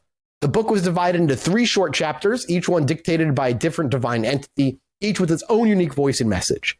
The first chapter was delivered by Nuit, the Egyptian goddess of the infinite heavens, the queen of the stars. Her voice is cosmic, poetic, and overwhelmingly loving. It's a chapter of boundless expansion and joy, a radical departure from the sin-obsessed religion of Crowley's youth. It's a message of ecstatic pantheism, declaring that the universe is not a fallen place of suffering, but a divine playground for celestial beings. It contains what is perhaps the most beautiful and concise summary of her philosophy, which, Jesse, it's 1 sentence, but I want you to read it. I think it's beautiful. Every man and every woman is a star. And that is Nuit. The second chapter was dictated by a being named Hadit. If Nuit is the infinite circumference of the cosmos, Hadit is the infinitely small, secret point at the center of every individual consciousness. He's like the hidden flame in the heart, kind of the spark of the soul, the core of every star. His voice is fiery, aggressive. It's a celebration of life and motion and the fierce secret and of the fierce secret will to exist amongst all of us. It's a chapter that rails against old ideas of pity and compassion for the weak, urging the individual to pursue their own unique path with the explosive force of an expanding star. The third and final chapter was delivered by Ra-Horquit, the hawk-headed god of war and vengeance, the very same deity Crowley had seen on the Seal of Revealing. He is the crowned and conquered child, the product of Nuit's infinite space and Hadit's secret fire, and his voice is harsh, commanding, and prophetic. It is in this chapter that the book announces the new dawn of the new Aeon, a new 2,000-year cycle for humanity called the Aeon of Horus. This new age, the voice declared, would be one of war, fire, and the destruction of the old, dying religions like Christianity. It would be an age of individualism, of self-realization, and of godhood achieved by man. And it is in this final forceful chapter that the book delivers its central ethical principle, the law that was to govern this entire new age. And Alex, I think it's only appropriate you read this one line from this book. Do what thou wilt shall be the whole of the law. Now, this is, without a doubt, the most famous and most misunderstood phrase Crowley ever transcribed. It is not a call to hedonistic anarchy like many think. It is not a license to simply do whatever you want. In the context of the book, wilt is synonymous with one's true will, your unique divine purpose in the cosmos, the true orbit of your soulful star, so to speak. The law means that your one and only duty in life is to discover that true purpose and to execute it and to do nothing else. It's like whatever it takes. But to fulfill your purpose, don't do anything. Do what thou wilt means do what thou higher self wishes. The law means that your one and only duty is in life is to discover that true purpose, execute it, do nothing else. And at 1 p.m. on April 10th, the voice of Aiwass fell silent for the last time.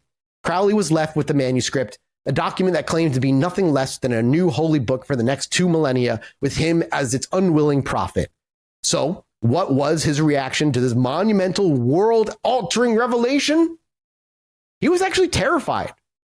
He was horrified by the book. He didn't understand its cryptic poetic language. He was appalled by its violent, elitist, and seemingly immoral philosophy. The sheer crushing weight of the responsibility it placed on him was too much for him to bear. This wasn't the arcane but respectable magic of the Golden Dawn. This was something else entirely. A wild, dangerous, and revolutionary new spirituality that threatened to overturn the entire world.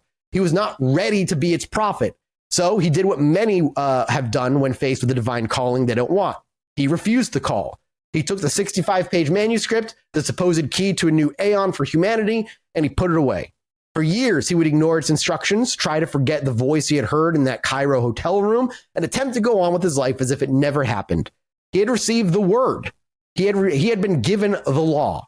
And in his first official act as the prophet of the new aeon, it was to turn his back on it all.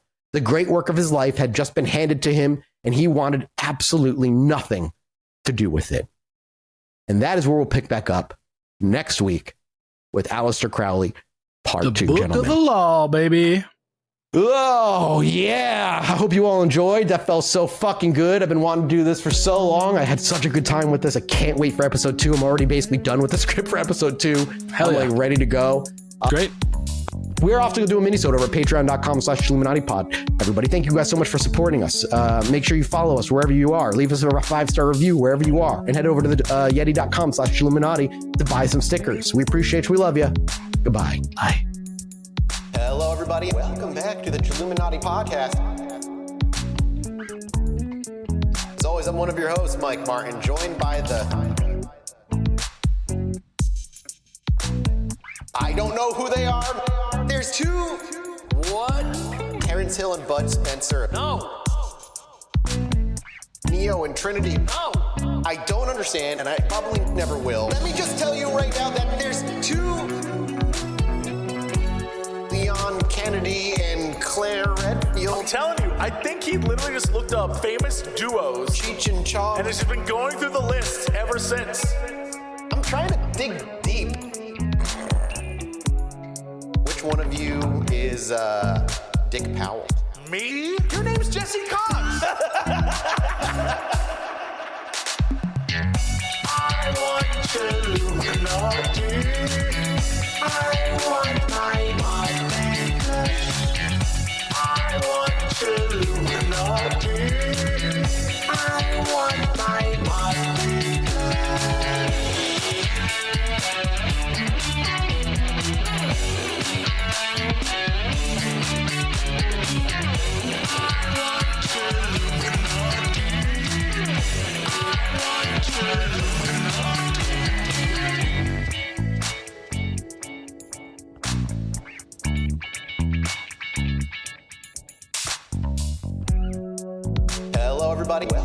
to the Chilluminati podcast. As always, I'm one of your hosts, Mike Martin, joined by Alex and Jesse.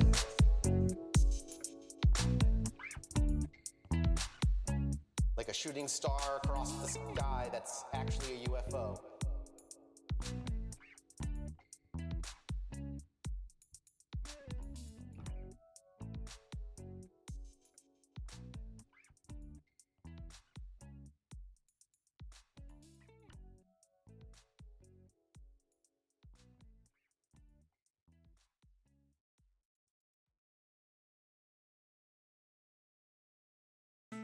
Bugs crashing your pack's party?